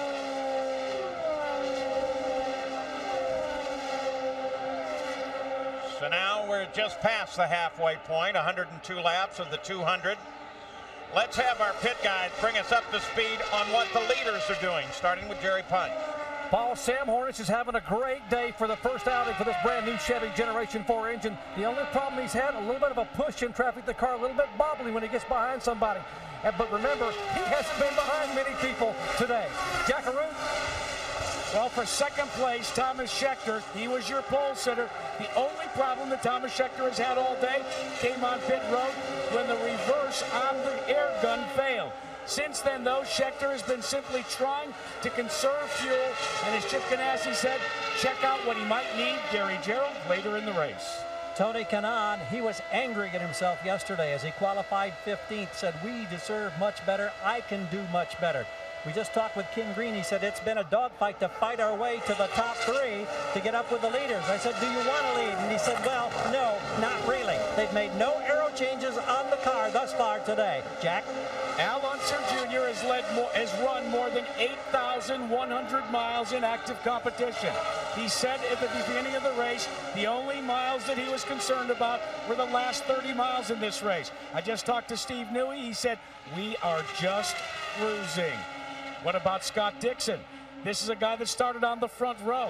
He has been experimenting, according to Mike Hull, with different fuel settings, different air pressures, trying to gain as much information as possible so they too could be ready like their teammate for a late dash at the end. Well, now the report's coming in that Sam Hornish may be on the pit road very shortly. 45 laps since he last stopped. The same is true of everybody in the top 7. The Panther team already has everything laid out. And Pancho Carter lets him know that he's on the pit road now. Schechter will pick up the lead. It's got to be an eternity in the cockpit when you slow down like that. Paul, Sam Hornish wanted to lead the first lap, the halfway point, and the last lap. Right now, he has completed 2 of those 3 tasks, leading lap 1 and lap 100. Not a single change, no air pressure, no adjustment. A plain, pure, quick pit stop for the Panther team. Now pumping a little bit, and he is down and away. So Sam Hornish completes an 11-second pit stop. We'll expect most of the front of the field to be in within a very few laps. And Jill DeFerrin, who's off strategy, will probably pick up the lead. We'll be back. Back at Michigan while we were away, Thomas Schechter came in and pitted. And now the leader, plus, which is Al Unser Jr., Kanaan, Dixon, all three on the pit road. 2, 1, let's hit your mark, Paul, look for an adjustment on Scott Dixon in the right front wing, or up in the wing area. They will twist on the center of the nose. They do now. They're going down. No changes air-wise for Tony Kanaan. Hesitating, waiting for the fielding, trying to get the bubble. And look who was quickest. Tony Kanaan rolls out. Unser Jr. rockets out of those pits. Barron, who was the leader for 2 laps, now on the pit road. Oh, stalls it. Oh. Now they're still fueling. Now he goes. Kicked it into gear. Took it out of gear while it was up, which is a pretty good thing to do. Keeps anything from spinning, grabbing one of your crewmates out there. So Unser Jr. is going to go in front. Maybe not. Well, he left. Jackaroo. You want to know how close this team of Scott Dixon wants to measure their fuel consumption? The extra fuel that came down this pipe. A simple ruler. They measured it. They know the volume that goes into the hose, and they added that to the amount of fuel that did not go in the car, so they know how much they've got left in the tank and what they've consumed. Yeah, good. You're all that high-dollar telemetry stuff and the sensors and computers, and they're using a ruler? Hey, all you need is a ruler and a stick, and you can go IndyCar racing, guys. I don't think so. Well, that is certainly a double check to make sure that you don't miscalculate with the computers. Well, you know, part of what they're fighting against is the fact that the fuel tank, when they pull on it, it surges back. It's got back pressure on it. That fills the tank. It's all gravity full. But then when they yank it, it kind of surges back. It takes a moment for them to figure out what they actually put in there. And what a dance we just saw with those cars going over the bumps. The back end of the car, right there of Dixon's, just make a big leap. Not very comfortable at 220 plus miles an hour, Paul. For the first time, we've actually seen a staggered battle at the front. Hornish Jr. has 4 seconds over this fight. Schechter, Dixon, Unser Jr. There's Hornish. Let's go back behind the leader. Jenks? Tora Takagi started this race in 11th position, and he is now running 6th. You talk about a consistent performance this year. Tora Takagi has indeed been right in the mix of things nearly all race long. He led 15 laps at the most recent event in Nashville, ended up in 7th position. You remember back in Texas on a high bank mile-and-a-half speedway, he had his best performance of the year, starting 3rd and finishing in 3rd position. Tora Takagi for the Monon Racing Team looking good here with 117 laps completed, currently running in 6th, but Hornish is the man up front. And least we forget, though, with Sharp comes into the pits, this should be routine service. He's 41 laps out since his last stop. Might be a touch early. Hold the brake, reset fuel. And the voice you hear is that of Tom Kelly, his owner, and the man that calls the race for Scott Sharp. They do make a wing adjustment on the front of the car. You notice how long it's taking, guys. They want every ounce of fuel in these cars. An unbelievable amount of green flag stops. And by my calculations, fellas, we've still got 2 more stops to go. Maybe, if there's a few more yellows, maybe just 1. Well, we have been relatively free of yellows as we're looking at 2nd through 5th. Hornish is obviously the leader, and you can see what his distance ahead of Schechter is, but this is the battle right now while Hornish runs alone. Now, right now, all these guys up in the 2nd through 4th, 5th, 6th, and 7th pack, these guys are getting a feel for their car in traffic. A lot of moving around happening right now. You're trying to understand what other kind of conditions changes, the things you like to make for the next pit stop, Paul? You only might have 2 left, as we heard Jack talk about. Boy, that's great, isn't it? Nice, clean racing as Unser Jr. comes up on the high side. IRL has warned everybody about take care of your buddy. You only really have to go hard the last laps of this race. That's the philosophy that everybody approaches the race with, but it's nice to see it in action.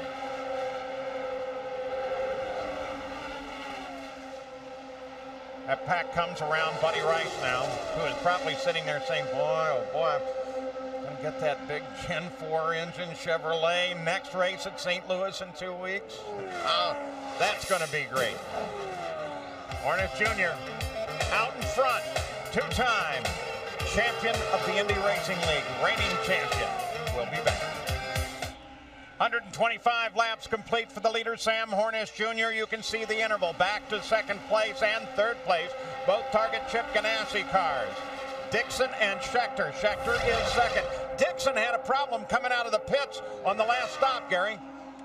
Yes, he did. As he went to pull away, the vent hose didn't respond cleanly. It snapped back. There was concern as it hit the ground. He got away without breaking it off.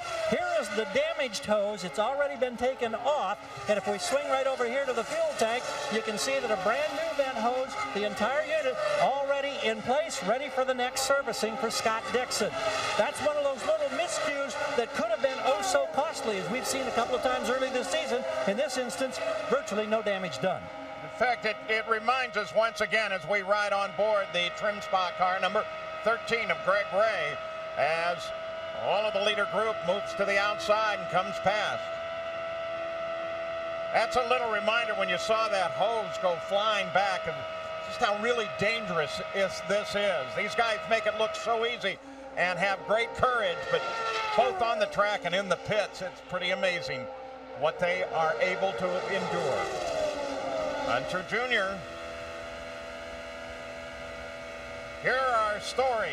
Well, yeah, I'd say Sam's smiling. Dixon's still looking good. Hunter, he's continuing the legacy. None of that's resolved. That looks like it's going to go to the finish. DeFerrin languishing back in 8th place. And talk about balance of power. Chevrolet, Toyota, Honda. Look at them. 1st, 2nd, 6th. And Paul, even though Sam Hornish Jr. is the only one with this new Chevrolet engine, a lot of smiles up and down pit lane these last couple of days, because once the motor came out and was fast in the very first session here, everybody knows they'll have it by the Kentucky race. Everybody knows they're going to be on par, hopefully, with Toyota and Honda. They all feel like this hard work and this weight is going to pay off. And Scott, the only thing that we are not sure of with this Chevrolet Gen 4 engine, only 1,000 miles of on-track testing. We asked Joe Negri before the start of the race if they had sufficient time to really map out just how much fuel they can get out of a tank on the car. He said they did some, but that was the one Achilles heel. And under these green flag conditions, you know you're rolling the dice sometimes. One lap can be the difference between running out of fuel or not. Tony Kanaan, fastest last time around. You saw him go around Barron and into 5th place. Hornish is the leader. Jenks, what's going on behind him? Jay Foyt, the 4th, is just about to get lapped, but it will come on the 132nd lap. He has done a tremendous job today staying on that lead lap. Of course, criticized many times this year for perhaps joining the league a little too early. He's certainly not showing that today. Foyt started 16th, currently running in 10th position, will be lapped before long because Sam Hornish Jr. is approaching him.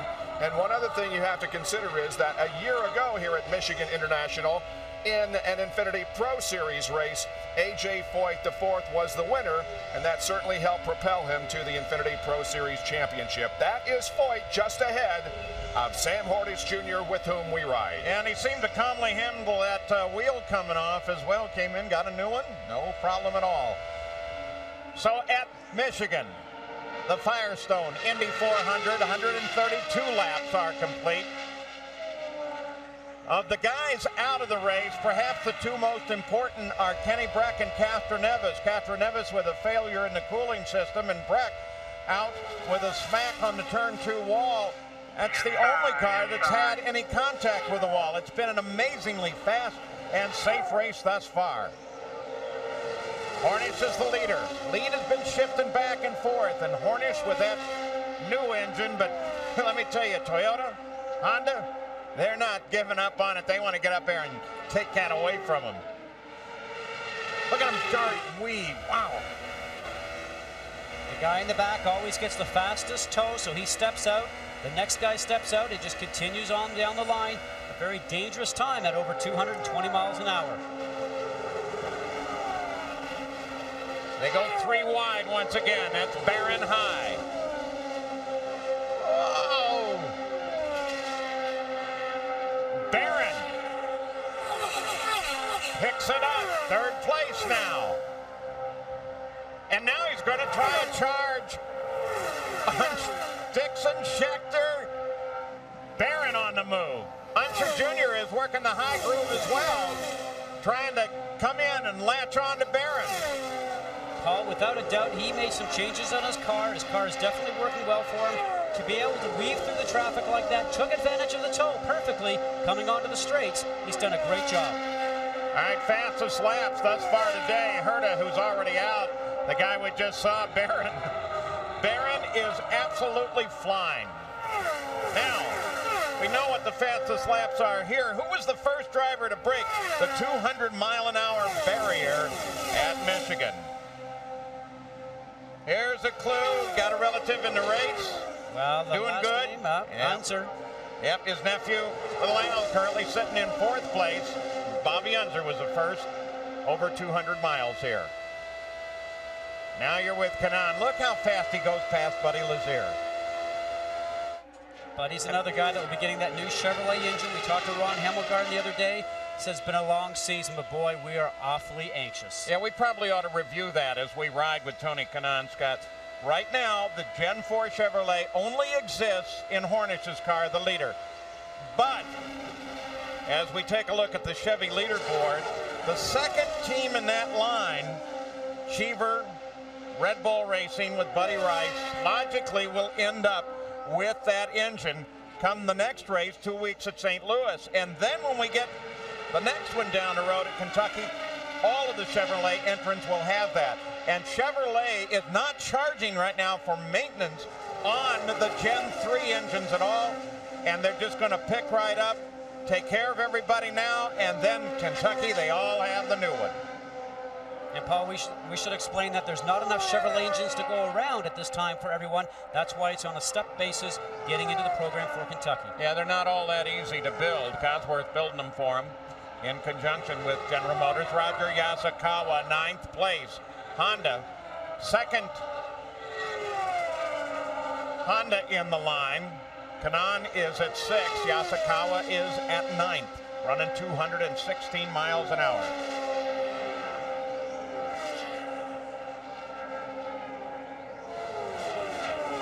Al Unser Jr. side by side with Schechter.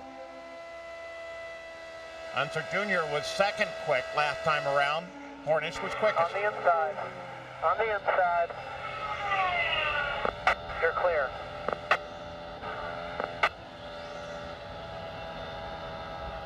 See, he got a little bit of dirty air from Junior up ahead. The car washes out, goes across the road. Now he's got to regain his speed, get back into the draft. Picked his top gear. I don't think I've seen him shifting gears as much on a big track as I have today. Well, it depends on how your car is working. Sometimes there's a headwind, although the wind is pretty calm here today. But if you can use the gearbox to help keep the engine in that RPM band, the car will run faster. Yeah, the flags are just barely moving over the start-finish line. We're full overcast overhead. We had sunshine earlier. 141 laps are now complete. We're getting down to those closing 50 laps that everybody says is the time to light it up. Well, they've been at each other pretty constantly.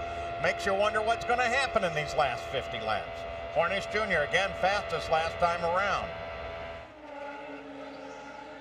Still watching that battle, 2nd back through Kanaan, who is 6th. Inside. And Paul, as these guys have been battling each other, trying to get to that 2nd, 3rd, 4th, and 5th position, Sam Hornish continues to stretch out his lead. But remember, despite the fact that he has a 7-second lead right now, that's not really what he would like to be doing, according to what we're hearing from the pits. It might be better if he weren't out in front taking advantage of somebody else's draft. Back at Michigan International Speedway, where we are under caution again, this time for debris on the racetrack. This is our 4th caution of the day. 6 leaders to this point. Sam Hornish Jr. running away with things. He had about a 7-second lead, but of course that goes to 0 now. Now this caution comes with about 55 laps to go. The question is, when the pits are open, these guys come in for fuel. Can they go the rest of the distance? And the general consensus is that no, they cannot, especially Sam Hornish, who has gone a maximum of 46 laps this afternoon. And there are 55, as I said, to go. The piece of debris on the track was metal. They have retrieved it, but now they will allow these cars to get a pit stop here at the 147 lap mark. A very impressive performance today by Sam Hornish in that new Gen 4 Chevrolet engine. He had stretched his advantage out and has led a total of 101 laps here today, so he will get the points for leading the most laps. Thomas Schechter has led the 2nd highest number of laps, 36. We have had a total of 6 different leaders today and 15 lead changes. The average speed to this point is 186.008, and now pit road becomes very, very busy as the 9 cars on the lead lap are able to come in for a pit stop, and some besides that. And it is the Pennzoil Panther team, the lead Gen 4 Chevrolet. They go in. They are not anticipating making any changes, but this is when you have to be very careful. They had a little bit of a miscue there for a moment, but it will be costly.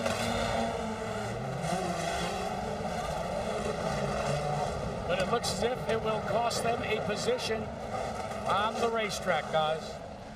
Looks like Alex Barron is going to be the first out. Unser Jr., then Dixon, Kanaan, each of those move up 1 position. Schechter and Hornish lost positions, and Takagi will go out into 7. Scott Goodyear is out amongst the spotters stationed up here high atop the 2-mile banked oval. Bob, I'm up on top of the grandstand in what they call the spotter's cage. Every car has a representative here for a spotter right now, with Mr. Wheeler, who's called Packy as a I guess a name that you go by. Is that what you do when you go on the radio here with Scott Dixon? Is you call back and say Packy Wheeler, or what goes on with you guys? Basically up here, Scott, just an extra set of eyes for him. Obviously, he can see what's in front of him. Can't tell what's always going on behind him. We just try and help him out while he's out there. And is he a calm guy in the car right now, or in the situation when you're doing 225 miles an hour in the draft, everybody's moving around? Is he calm, or does he get excited? He's normally a very calm guy. I think he's got a little nickname, the Iceman. I think that kind of explains it. But obviously, there's times where he can get animated also. He's human. Well, Bob, there's a lot of excitement up here, and just behind Glenn, actually, Tony Renna is working for Allenser Jr., and he finished 7th at Indy and 4th here last year. Indeed, Tony Renna, with an impressive performance here last year, is the Kelly test driver, but does not have a regular ride in the series. As we jump on board the car driven by Allenser Jr., he is currently shown in the 2nd position.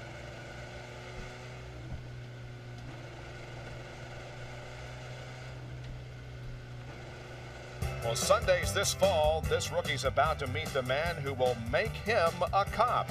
Danny Nucci and Ernie Hudson, 10-8, a new series coming Sunday this fall to ABC. 9 cars are on the lead lap. They are Barron, Unser, Dixon, Kanaan, Schechter, Hornish, Takagi, Yasukawa, and Gil DeFerrin. Now, DeFerrin has not had a particularly good day, and his teammate, Elio Castroneves, is going to end up in 17th position in this race. He dropped out several laps ago. Those who are currently not on the lead lap are Ray, Foyt, Rice, Fisher, Lazier, and Buell. Scott? Thomas, Scott Goodyear up here in the booth. You put on a great show last year in the last 50 laps. Are you guys going to do that again for us and pull out the win? I'm going to try my best, but I think Hornish has been keeping something up his sleeve. He seems to be pretty quick. Definitely going to give it our best shot. And on that pit exit in that last stop, did you and Hornish come together? I felt a little bump on my right rear, but I didn't see anything. I think I was trying to get my teammate coming out. I was side by side with him, and he was moving up. But I did feel a little bit of a bump. Well, the last 50 laps are a shootout. We're excited. Good luck. Thank you. Thank you. Still under yellow, Dr. Jerry Punch is out amongst the fans in the infield. What's going on, Doc? Bob, what a great view. We are over here at the middle of the back straightaway with Jason Marvin and his girlfriend Melissa from Delta, Ohio. And I'm told you have come today to your very first IndyCar race. What brought you here all the way from Ohio? Well, I wanted to come up here and make sure this Chevy could make it back. I've been a Chevy fan my whole life. Wanted to see if they could hang with the big boys now. You have got to be ecstatic because that Chevy's not only hanging, they've been trying to hang with him. He's been doing great. He's been running with it all afternoon. I'm glad to see it. Well, what are your thoughts for open wheel racing? I know you've been a stock car fan. You told me a moment ago for a lot of years. You want to come back and see some more of this stuff? Oh, yeah. I'll be back here next year. It's a lot more exciting than I thought. The cars are so fast and everything else. It's great. Next year, heck, we're in St. Louis in a couple of weeks in Kentucky. Come on down. All righty. Having a great time here in the infield, Bob. One thing we must point out, just because the engines have Toyota and Honda nameplates does not mean that they are made anywhere but the United States. The Honda and the Toyota engines that the IRL IndyCar Series race, they are built here in the United States. But, of course, everybody likes the Chevrolet nameplate. It has not been very successful this year, but it certainly is today. And while we have the time, while we are under caution, we want to wish a very happy birthday to a guy who has been with our ABC auto racing team for many, many years. Bob Sterling will celebrate his 77th birthday tomorrow. Happy birthday, Bob. Jack?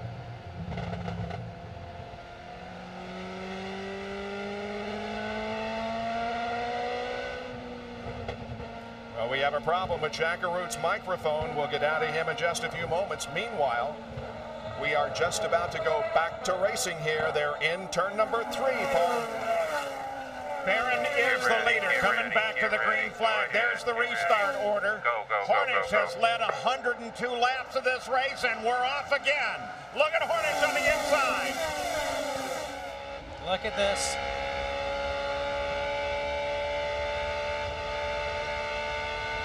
Look how steady Barron is up front. And Takagi moving high.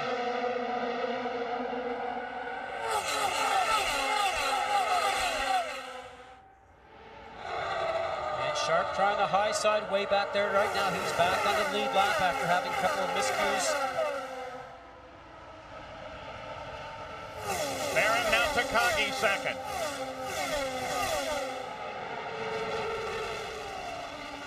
You know, Scott, 152 laps complete, 48 to go. We're looking at the Firestone telemetry on Sam Hornish, but we're now in those last 50 laps that they say we're going to go racing. Hornish certainly looks like he is, but it looks like we're right on the edge of a fuel window at the finish. Maybe another yellow, Paul, and these guys will probably be able to make it, but if it's green all the way, maybe a splash and go. And that puts the pressure on the pit guys. We've always talked about that before. A lot of pressure on the drivers, especially a lot of pressure on the pit crew. They dart and weave everywhere. Gary Jarrett, what do you think the story is on fuel? I can tell you, Paul, that there was great disappointment from the crew here with Dixon and also Thomas Schechter because they felt they had an advantage. They were going to be able to go to just one more stop, but that yellow negated all that. They had to come in, and the opportunity was there. It looks like everybody will have to stop at least one more time before this race is over. There's a shot you only see in the Indy Racing League as you watch the 10 car of Schechter maneuver to the high side. Here comes Takagi with Hornish pushing him. They're going for the lead, trying to take it away from Alex Barron. So now the teammates at Morris Nunn Racing running first and second, Barron and Takagi. Toyota, Chevrolet.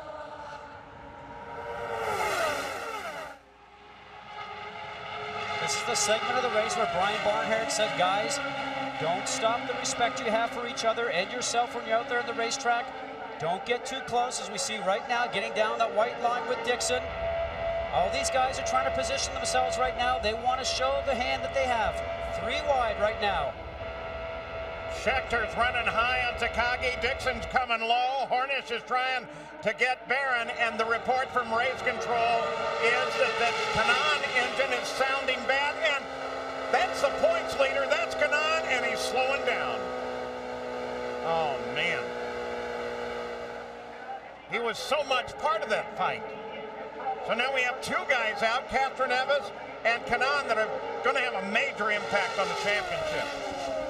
Michael Andretti just told us he doesn't know what's wrong, but the crew is waiting for him to work his way back around to the pits. Hornish going after Barron. Got about 8 on third place.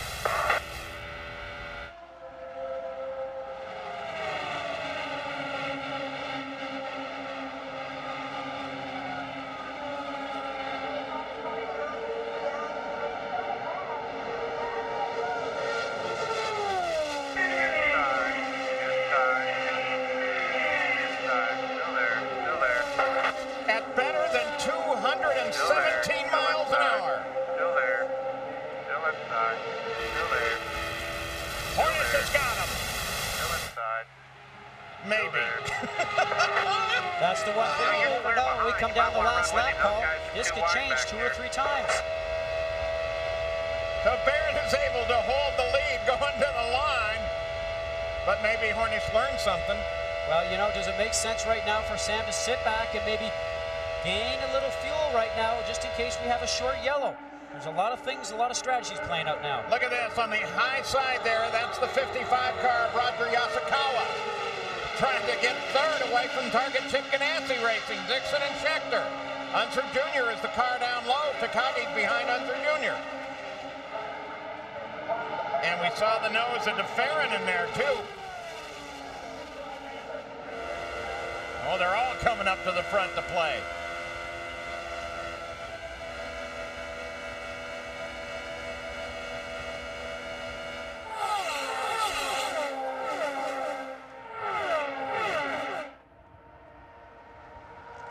Yasukawa again going high. 3 wide they are. That's why the drivers love this track, Paul. You go in there, you know you can stack them 3 high, sometimes 4. There's lots of room for your competitor next door. Drivers, that's why fans like it, why I like it.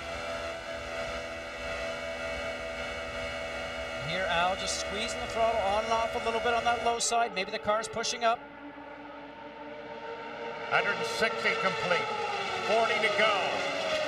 Yasukawa, Unser Jr. side by side. Hornish still trying to work on Barron.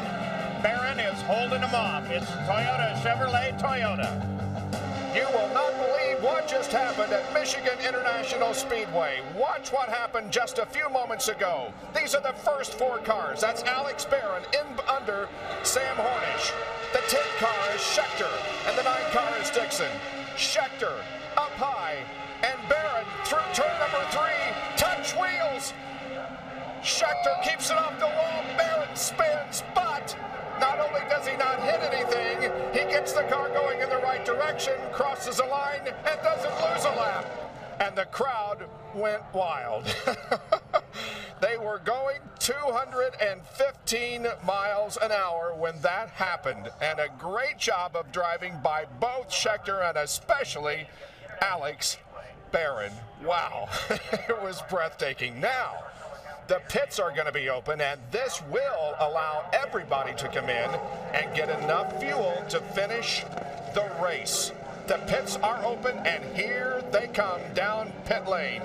Gary can see the Ganassi cars. Chip Ganassi steps out to the wall. We get the low look here as we await the arrival of Thomas Schechter. He won this race last year. He's currently running 2nd. Dixon, his teammate, will go to the next pit. Here comes Thomas. He dives in. This should give them the fuel to go the distance.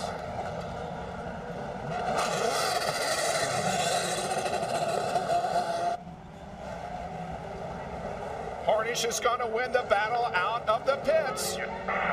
Looks like Tora Takagi will come out 2nd, and then Schechter and Dixon. But boy, this is going to give Sam Hornish Jr. the lead as we go back to green. Jerry. And Bob, that yellow may have just saved the day for Sam Hornish and the Pennzoil team. They were going to be 8 laps shy under green. They came in just now, no tires, 6 gallons of methanol, and they are set for the checkered flag. Jack? Well, let's check in with Joe Negri, the IRL manager for Chevrolet for the project. Are you happy? Couldn't be much happier at this point. We've already accomplished what we wanted to, show we can be competitive with this new power plant. Now, he goes back, Sam Hornish, to the Gen 3 engine for St. Louis. but I understand you've got some changes there as well. Yeah, we do. We got some development things. We haven't stopped working on the Gen 3. We got some things to put in the engine to give Sam the best shot he can for a St. Louis win. Hey, and Bob, let's not forget how well Sam Hornish ran with that Chevy Gen 3 on short tracks. Absolutely. Now, Al Unser Jr. did not make a pit stop, and so he is going to be the leader of the race. He has gone 19 laps since the last pit stop, so there's a bit of strategy being played out. Hornish second, Takagi third, then Schechter, Dixon, DeFerrin, and Yasukawa. The only other cars on the lead lap, Barron and Sharp. Now, what's up with Unser, Jack? Well, there's two factors. One, he's not been that long since he was on pit road, feeling that they need to conserve as much fuel as possible, but they are having communications problems as well. Al Unser cannot read a lot of what is being transmitted to him, but they did not call for him to go to pit road. Remember, he talked about track position late in the race. Scott, Paul? Unser Jr. has got track position. I want to go back and take a look. This is from Hornish's point of view. Look at the 21 car. He goes ricocheting off Dixon, the 9 car. He loses it. Everybody else goes for free track. He keeps it on the track. An impressive piece of driving by Alex Barron, but how did he get there, Paul? Probably got some dirty air off of Sam Hornish Jr., took the front grip away, and drove himself up into the side of Thomas Schechter. Unbelievable piece of driving. Alex Barron is so good. Unser Jr. now 20 laps out from his stop. We got some caution here. He might be able to get to the end. I assume that's exactly what they think. Let's go down to the pits again. Steve Newey on the radio, of course, with Al Unser and watching the telemetry. Steve, what's the strategy here? How much of a gamble have you just made? Well, we can make the mileage. It's just a matter of whether or not we can stay ahead of everybody. That's the only question mark. Can you race with full mixture in terms of fuel? We're not racing full rich, but we can race them, and I think we can run a good pace. Boy, a lot of us said coming in that this might be Al Unser's day. This gamble may pay off big time, but we still got, what, 32 laps to go, Paul? 168 complete, 32 to go. Unser Jr. in front. Hornish Jr. is line up second. Takagi will be third. Tiger Woods, Ernie Els, Phil Mickelson, and Sergio Garcia tomorrow night. The Lincoln Financial Battle at the Bridges. 8/5 Pacific on ABC Sports Championship Television. One of the greatest names in golf, and now one of the greatest names in auto racing, the Unser legacy. Unser Jr. sits at the front of the field in the closing laps. What last year was just a whirlwind of racing. He sits ahead of Sam Hornish Jr. New engine. Toyota and Honda started this season new. They came to play and play hard. Chevrolet got caught out. They're catching up today. Unser Jr. takes the green. Hornish moves on him. Look at that acceleration. Takagi moves high too. Unser Jr. finally rolling at speed.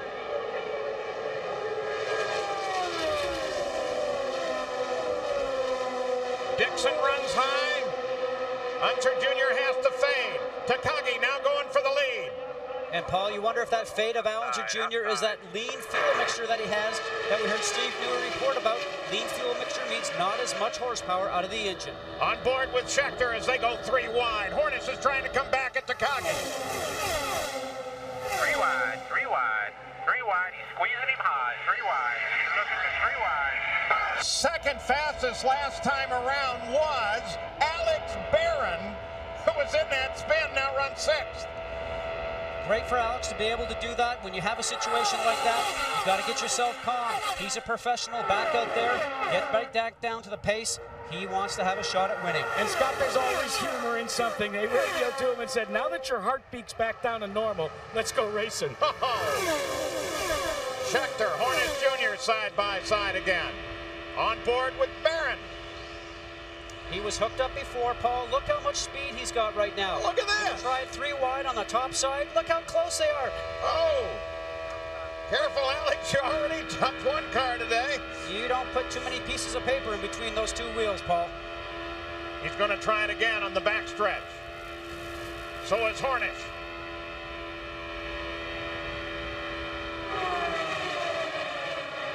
There's your top 4. We've been running it better than 217 miles an hour in the Firestone Indy 400. We're now in the closing laps of what has been a great race and is just getting better as Alex Barron gets his nose ahead. Hornish, Schechter has got the lead. Takagi comes under Hornish. Clear behind, making a run at you. That's this racetrack, Paul. Michigan always does this. Just so much goes on in the last stages of this race. As a driver, you think you've got it all calmed down. You just try to settle into a pace, and everybody comes back at you, left, right, and from every angle. Well, now it's Toyota Power running the top three. Hornish trying to stay with the lead. Tony Kanaan, by the way, has been in and out of the pits, just came in again. Obviously, his day is fading, but they're trying to do what they can with championship points for him, but he's 12 points behind, or 12 laps behind the lead. Now on board Hornish.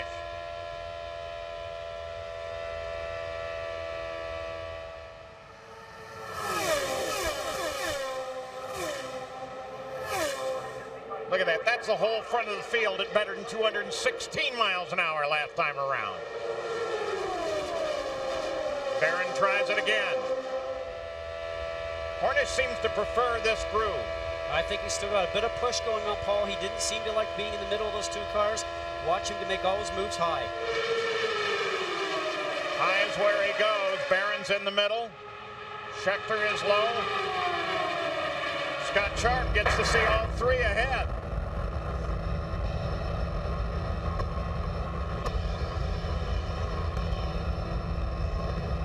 They continue to go three wide. We'll be back after this message and a word from our ABC stations. You're watching ABC Sports Championship Television. Hornish is in front. Barron is trying to get around him once again. 9 cars, all within 4 seconds of one another. Everybody going for the lead. The back of the string is Al Unser Jr., currently 9th. On board with Barron, the Hollywood Morris non-entry.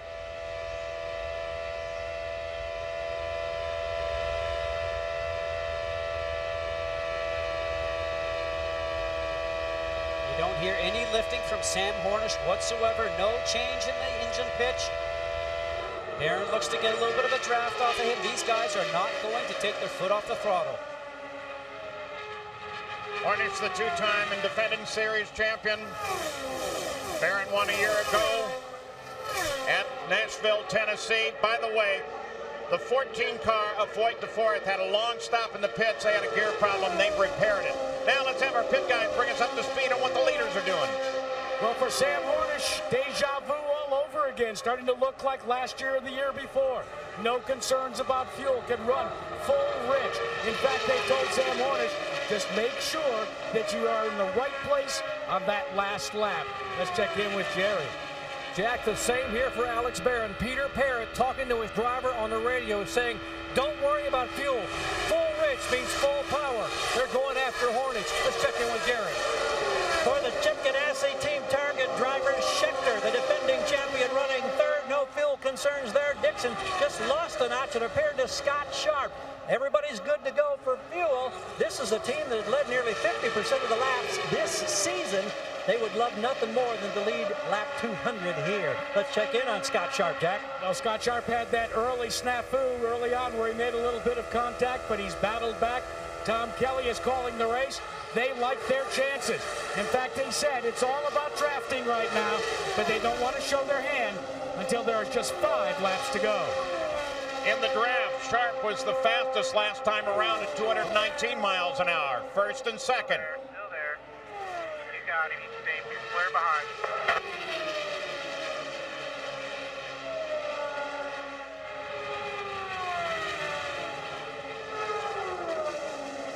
Scott Goodyear, 2-time winner. Once again, let me put you in the cockpit of the 4 car.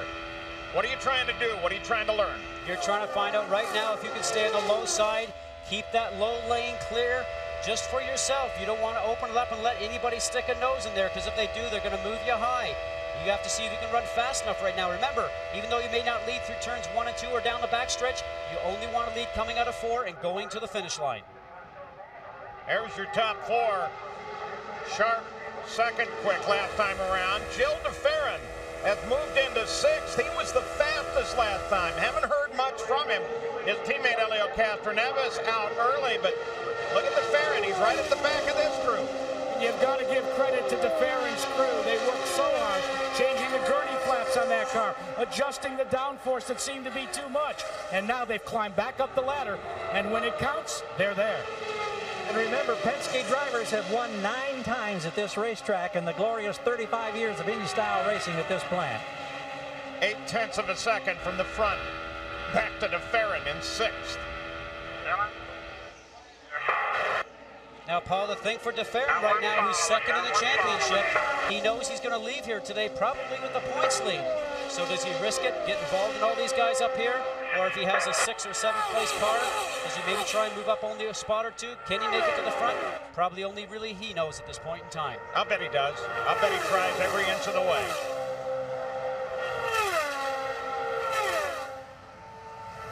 Well, you got to hand it to all these guys, but especially Barron. He's right in there doing everything he can.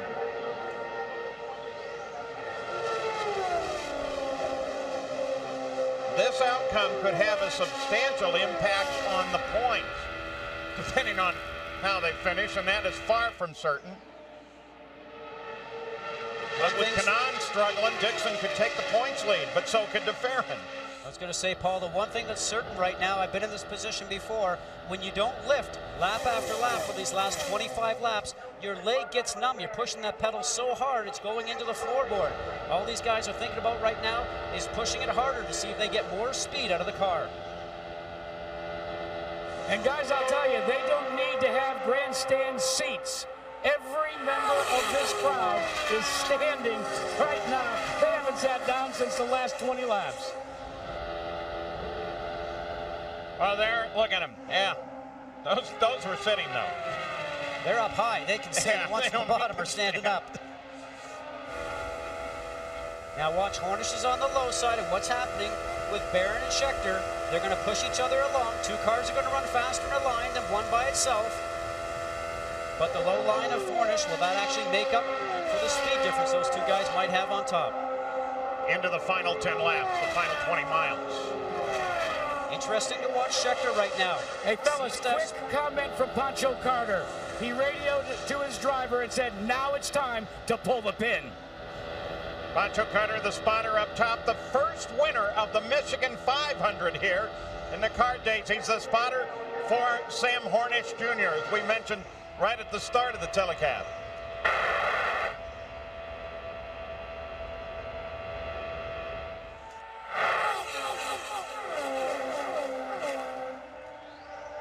There's the lead, all of them. The first 7 right there, and one small error could actually bring that whole pack together. All these guys know that they have to keep smooth, they have to play smart. As Brian Barnhart said, we said it before, you have to have respect for each other, but when we get down those last 5 laps, Paul, these guys are going to try just about anything. Think of what's on the line right now. Sam Hornish has not won since last year. He's used to winning. Alex Barron's been a year. And he's in a part-time ride right now, substituting for Felipe Giuffoni. Schechter in 3rd, hasn't won since last year at this race. His teammate has already won this year. And let's not forget that Sam Hornish has a big decision on the horizon, whether to return to Pennzoil Panther or to go to another team or even to NASCAR. He has said that he will make his decision no later than the 2nd week in August. Boy, winnings would sure go a long way to helping his decision, I would think. Well, if he was thinking of going somewhere else. Gonna be looking outside, coming outside. If he's thinking of going somewhere else, Jack, this new Chevrolet motor is certainly going to give him a second thought. Barron tries Hornish again. He's got him by a nose right now.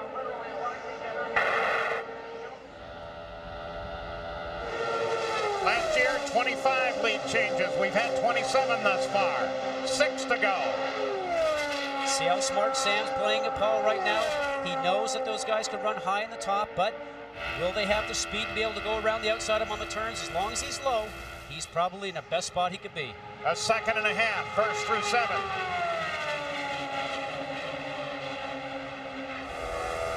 Remember, we talked about Scott Sharp. Middle of the field for qualifying, second fastest in warm-up. Maybe he's got some more to offer. 3 wide again. You're clear. They're 2 wide behind you. Hornish is still hanging on. We know those 2 cars running together in line, we talked about before, are faster. Do the spotters up top in that spotters cage that we saw earlier, do they get together with each other right now and say, guys, let's try and make a freight train around the outside? Or they're not talking to each other.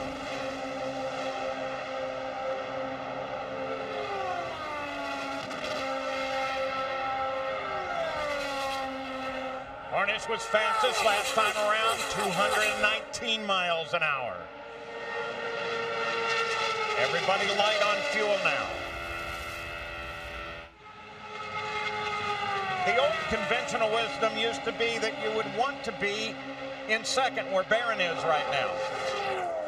Usually, but right now, that low line we've talked about before, stay there, make the guys work around the outside. All these drivers know it. Hornish knows it, and he's making Barron go high. Barron does not have the car right now. You see how he's wide on the turn of the exit there? His car's pushing up. He needs to be underneath Hornish, but Hornish is not going to give him the space. 220 miles an hour, last lap for the leader.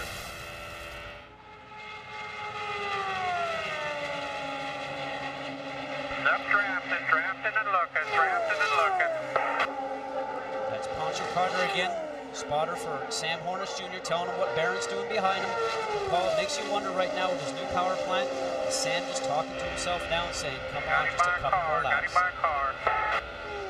Schechter's dropped back about 150 feet. You also do that sometimes when you want to make a run. 2 to go. Not with 2 to go right now. Coming down to get the white flag this time, white flag. The guy that's got a shot at it right now is Barron, and he knows it, but he's searching. He doesn't know what to do.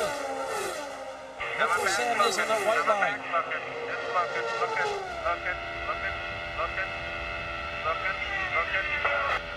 Sam Hornish, brand new Chevrolet Gen 4 engine being chased by Toyotas.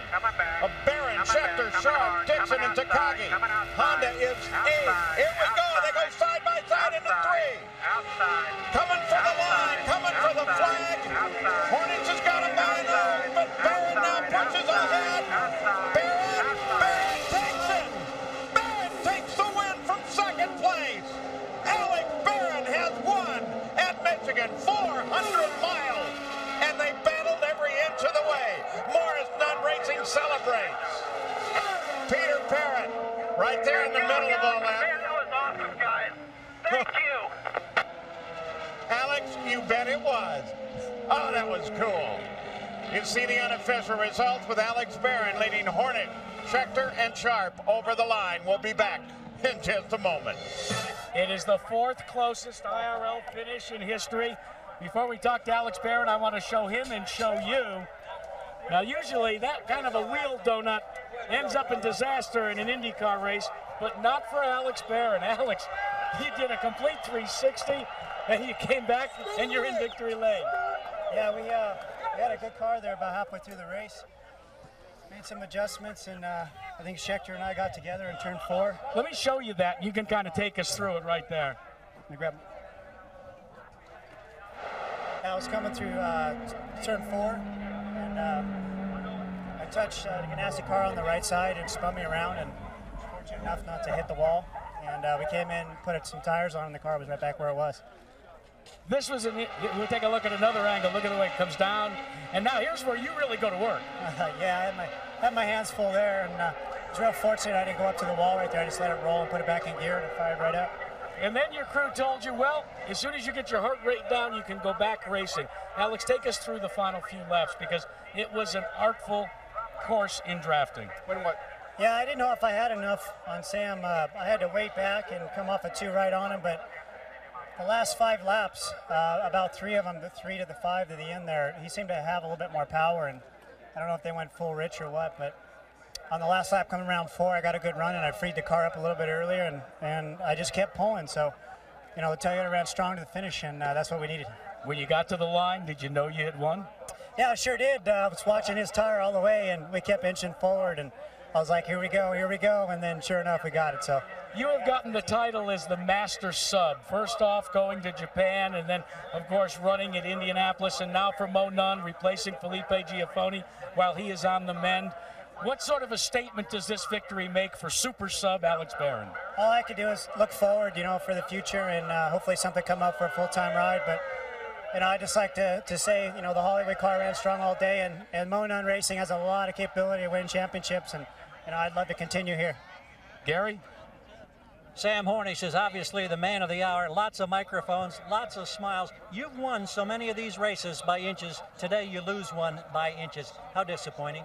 Oh, I mean, it'd be more disappointing if we were running at the back of the pack all day long. But, I didn't know if he had it, and I knew that he was just timing it. And that's the benefit of being in the back, being in the second car, is that you have 20 laps to get it perfectly timed out. And it's worked out so many times for us the right way. And, it's got to work out wrong once. Let's take a look. We're going to bring a screen in here, and we're going to relive that last lap with you, and let us talk through it. This is riding, of course, with Barron. Here's the white flag. I knew I had to keep the car down to the bottom. I couldn't block him, and stayed where I was at, stayed my line that I've been running. That was the fastest line for us to run today, and he just got the run at the right time, and drafted up and had enough to get it done. Did you suspect that he might be able to pull it off, or did you think you had the horsepower that you could hang on? Well, he timed it a couple times when he got it right down, and I knew that it would have to be real close to not work out the right way. But I knew he could get it done. We just wasn't sure if he was going to be able to. Boy, we've seen so many of these finishes. Here's the last 100 yards or so from your seat. What are you thinking? I'm thinking, come on. It just wasn't enough. Tell us what it's like now to have the horsepower, this new Gen 4 Chevy engine, and what a boost it's been for you, your team, everybody. It's been great. I mean, we've got, the guys worked so hard. They put in so many extra hours. I wanted to win as bad for them as I did for me, but, it didn't work out that way. We go to Gateway next week, and we'll do battle there and see what we can do. And I'm just really happy with the way things have been going. And, we got a lot of points today. We gained a little bit. Another 10 wouldn't have hurt, but we'll do the best we can. And it was a great race. So glad that a lot of people came out and watched us today. Sam, I'm curious as to how much this may influence your decision you're going to make about your racing future. If you stay in the IRL, if you entertain NASCAR bids, if you swap teams.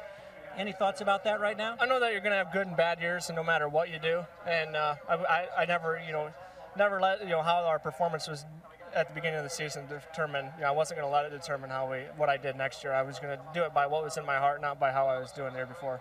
Great show, and we look forward to even seeing you in the Gen 3 at St. Louis. We'll see what we can do. We go back to a handling track and see if we can pull out a top 5 there. Great job. Hornish finishes second to Alex Barron, who wins the 4th closest race in IRL IndyCar Series history and is the fastest race in IRL Series history with the average speed 180.917. The previous fastest race was at California last year, 179.345. Here are the unofficial results. 9 cars finished on the lead lap. Al Unser Jr. was one of 6 leaders during the race. Sam Hornish Jr. led the most at 126. Barron led 24. Back in a moment. Back at Michigan International Speedway, what a finish here in this IndyCar event in the Indy Racing League. Take a look at the side pod here for Thomas Schechter's car. Under the E of target, there's a hole that has been gouged out by Alex Barron's car, a large donut. You don't think they rub here at 220-plus miles an hour? Thomas Schechter knows they do. And Thomas, what a finish. What a slugfest today. Yeah, they say there's no rubbing only in Cup, but there's some rubbing in IRL as well. And it was an unbelievable race. It was just, everybody was everywhere. And, I think anybody could have won it. It looked like the plan was for you to help another Toyota engine. You were trying to maybe help with some draft with Alex to get him by Sam Hornish? Yeah, I was helping the Toyota get by the Ford Cosworth, so, it's just, I don't know, I had to pick someone. The inside line wasn't working well for me, so I had the outside line. I tried to help Barron, but them two were pretty quick. What about the contact? Now, you had hit twice. You were involved with an incident on pit road with Sam Hornish. This thing with Barron, though, was wild at 225 miles an hour. Yeah, I got a bit of a tap. I got a bit sideways, but lucky I kept it together and managed to carry on going. Well, Thomas Schechter, he won it a year ago. He gave it a gallant effort. He comes home in 3rd place here today. Jackaroo? Well, Morris Nunn is in victory lane watching as his replacement driver takes all the accolades. You got a chance to see the donut on the side of Alex Barron's car. Now you've seen the donut on Thomas Schechter's. When it all happened, what did you think, Morris? Well, my wife said I have silver hair. When I saw that after Felipe's accident, I think that what little hair I have left went white instead of silver. But anyway, that was a big scare. It's, you know, watching that, I thought, oh, my God, here we go again, another one in the wall. But he collected it beautiful, and we got him back in, new tires and splash of fuel, and back he charged to the front. What makes the racing so great here at Michigan? Is there something about the racetrack? Every time we come here, this is 2 times in a row, our heart is stopped more than once watching these IRL cars. I know, I don't watch half the time anyway, it's too scary. You know, traveling so close at over 200 miles an hour, these guys have to have a lot of trust in each other. And we were lucky to come out on top. Bob, I bet you it was heart-stopping watching on TV as well. I bet it was, and certainly one of us watching on television in Brazil is the guy who is normally in that car, and that is Felipe Giafone. From his home, Felipe, are you with me? Yeah, I'm here. Well, what did you think? Well, I mean, I couldn't really see on TV because they're going to broadcast later on tonight, but I saw on the computer by the internet, and I bet it was very close. I mean, I'm very happy for the team, very happy for Alex. But at the same time, I mean, I really wish I was there, you know. Well, it was the 4th closest finish in IRL Series history, 12 thousandths of a second as he overcame that Chevy Gen 4 engine, which had basically dominated all day. Were you able to see any of the race? No, unfortunately I didn't. They're not broadcasting live here in Brazil. But, I mean, I followed the whole race, and Hornish was very strong, but I could see that Alex, after the second pit stop, was very, very strong. So I knew he would be one of the guys to be there, you know, at the end. So I think was very good. He was very lucky as well after the spin, you know. And but for sure he did a great job. He did a great job. I'm sure you wish you were in the car, but nevertheless, Mo Nunn Racing has won with Super Sub Alex Barron behind the wheel here at Michigan. Well, tomorrow night on ABC Sports, the much-anticipated Battle of the Bridges, where Tiger Woods and Ernie Els team up as golf's best dream team. Here's Mike Tirico with a preview. After another fantastic day of racing here at Michigan, we're on pit road, and Scott Sharp, who finished 4th, joins us. He's been patient to stand by. The amazing thing is you were a lap down at one point. How did you get back into a position where you could battle for the lead in those final laps? I tell you, Gary, we've had a real rough stretch since Indianapolis, and you know, we were running right with the pack early on, lean on our fuels, conserving fuel, and all of a sudden, after one of the restarts, you know, 4 or 5 laps in, they got on the radio, pit, you know, we have a cut tire, so went a lap down, and we're out there forever, just out of sequence with everybody, sort of running on our own, hoping for a yellow, and that big, long green stretch made it real tough, but finally we got the yellow, and that let us get our lap back, but of course, everyone else had pitted, and we only had about 15 laps of fuel, so then with they said 5 laps to pit, 4 laps to pit, all of a sudden Barron spins. And that was just like a big saving, because then we got in here along with everyone else, got our tires and our fuel, and from there it was just go. Scott, we rave about how exciting it is for all of us on this side. Is it that exciting for you out there on the track? It's pretty exciting. It's a lot of fun. I mean, it's on the edge, and you know there's a lot at hand. It's not like it's just playing a game or something, but at the same time, for the most part, you know who you can trust and who you can't, and you can trust most of the people out there, and it's just jockeying, you know, it's trying to get the right position, waiting for a guy to maybe make a mistake, get tight, and have to just crack the throttle, and you get the run, and all of a sudden he's behind you, and it's like one down, and it's another one down. Finally we got to the front, it was a little harder to put those guys behind me. Great comeback today, good job. Thanks a lot. Jerry? Well, Gary, Chip Ganassi had 2 cars finishing in the top 5, and one of his cars took over the point lead by a single point, Scott Dixon. But, Chip, the big discussion back here is the engine you guys chased most of the day. Your thoughts on the new Chevy that you were after? Well, I think unquestionably, Jerry, Toyota's going to have their hands full. We have a new competitor on the field, in the field here, and maybe someday they'll let us build a one-off engine and see what we can do. But you accept the challenge. You'll come roaring back in St. Louis in a couple of weeks and try to get back after him? Absolutely. Chip Ganassi, they have the point lead when they come back 2 weeks from now in St. Louis. Bob? when you're a rookie in the Indy Racing League, every day is an exciting one. But for Roger Yasukawa, today, Roger, this had to be one of the best. Yeah, definitely. I think my Panasonic RTA car was running great. And I think I was a little bit too greedy after the last caution and pushed my car too much on the high side and used up my front tires. So I picked up some push 20 laps ago, and the leader left me. What did you learn? Is that the most important thing you learned vis-a-vis the draft? Because this place, it is all about drafting. Yes, absolutely. I mean, drafting game, how you play it till the end is the biggest thing. I guess 40 laps to go, it doesn't matter. You have to position yourself 20 laps to go to get the win. Bobby got an education. Indeed, good job by Roger. In 2 weeks, we head to St. Louis, where Indy 500 winner Gilles de Ferran captured both the pole and the checkered flag last year. De Ferran finished 7th today here at Michigan. Don't miss the Gateway Indy 250 Sunday, August 10th, 3 Eastern, noon Pacific, here on ABC. Back at Michigan International Speedway, Buddy Rice in the Red Bull Cheever machine finished 11th today. And, Buddy, we're not going to talk about today. We're going to talk about what could happen a couple weeks from now. You saw the new Chevrolet. This week on Wednesday and Thursday, you test that new engine at St. Louis. How excited are you? Oh, very excited. I mean, we came into this deal last year. This is my annual first year here in the IRL, and we had such an excellent race last year. Finished second, and we had strong races all the way through. It's been a difficult season and a trying season for the whole Red Bull Cheever team. So I think now with what's going to happen with the new Gen 4 coming out, the new Chevy engine, I think it's going to make us competitive, and now we'll be able to show our strength. We've been working all year just on setups and different things, and it's been working out, but you can only do so much of what you had. Like today, I mean, we could run with the lead pack. As soon as everyone lined up, though, they were gone. We couldn't keep up. We need a big hole punched for us to keep up. So I think we're very excited. We're going to be very strong. I think at St. Louis we'll be strong for the rest of the year, and we'll be able to put some solid finishes on to get rolling into the 2004 season. Well, Bob Jenkins, the new Chevy has morale sky high here in the GM camp. It does, but don't forget now, Buddy will be the only one with the Gen 4 at St. Louis. The 4 closest finishes in IRL history. Look at Sam Hornish beat out Al Unser Jr. Then we go to Texas, the second race last year. Hornish wins again. And we go to the first race last year at Texas.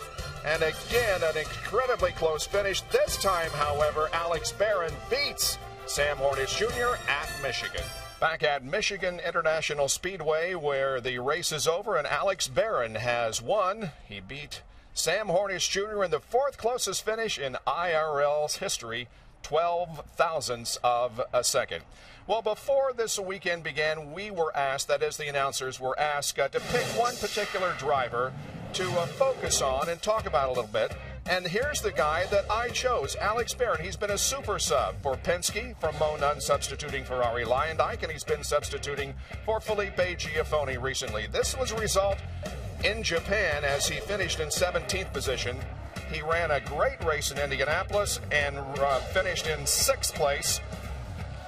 And at Nashville last week, he finished in 5th, and now he wins here at Michigan International Speedway. Alex Barron in a great performance this afternoon, able to edge out Sam Hornish Jr. for the checkered flag.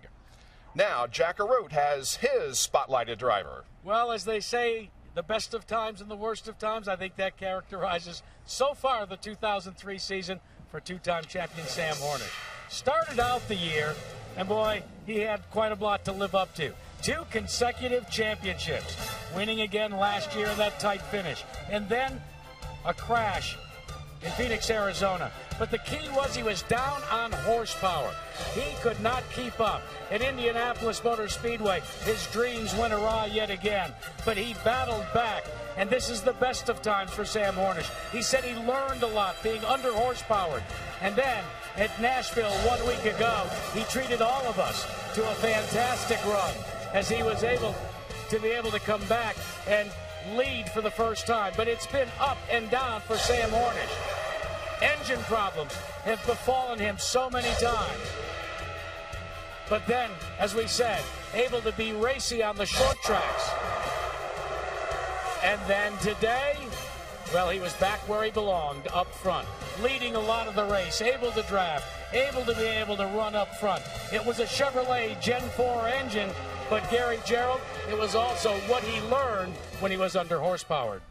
Great impact this year from Chip Ganassi's Target Racing team with a couple of young drivers new to this team, Scott Dixon and Thomas Schechter. Coming in this season, they've led 48% of the laps this year coming into the race today. Let's go back to the start of the season. In his first IRL race, it was Dixon who was so dominant. He wins as a first-time IRL driver. For his teammate Schechter, a lot of frustration, unfortunately. In the next race on the mile oval at Phoenix, he ended up hard against the crash wall. Had another crash in the next race in Japan. And then in Texas, early in June, this unfortunate incident in the pits, one of the crew members suffered some minor burns. But the team bounced back. Dixon then totally dominated at Colorado Springs at Pikes Peak, and he followed it up under the lights at Richmond with his third victory of the year. Today they finished third and fifth, Jerry Punch. Yeah, you know, we focus quite a bit on the engines and the drivers, but there's a good battle in the chassis as well. G-Force first, Dallara second, G-Force third, Dallara fourth. Paul, I've really been impressed with the chassis so far this year. 5 victories for G-Force, 5 victories for Dallara so far this season. They both have a shot at the championship. Not usual that you actually have both chassis so close in one racing series. It's going to be impressive here for the end. And then we have to consider Team Penske, because Jill DeFerrin and Elio Castroneves are fourth and third in the points, but it could have been so much better when you consider DeFerrin had to sit out a whole race. Castroneves ended up with a 22nd place finish earlier, and then the disaster with the cooling system today. DeFerrin stayed in there. One thing is for certain, at Team Penske, consistency is a key, and I think today just tells us that we're going to have, Jenks, wheel-to-wheel fighting for the championship at the final race at Texas. We certainly did today. Here are the final results. And again, this was the fastest race in IRL history. We had 30 lead changes among 6 drivers, the 4th most lead changes in IRL history. Coming up next, ABC's World News Tonight, Sunday, or your local news, and on the West Coast, the Senior British Open. Join us in 2 weeks for the Gateway Indy 250 from St. Louis, August 10th, live at 3 Eastern, 12 Pacific on ABC Sports. ABC Sports is online at ESPN.com, keyword ABC Sports.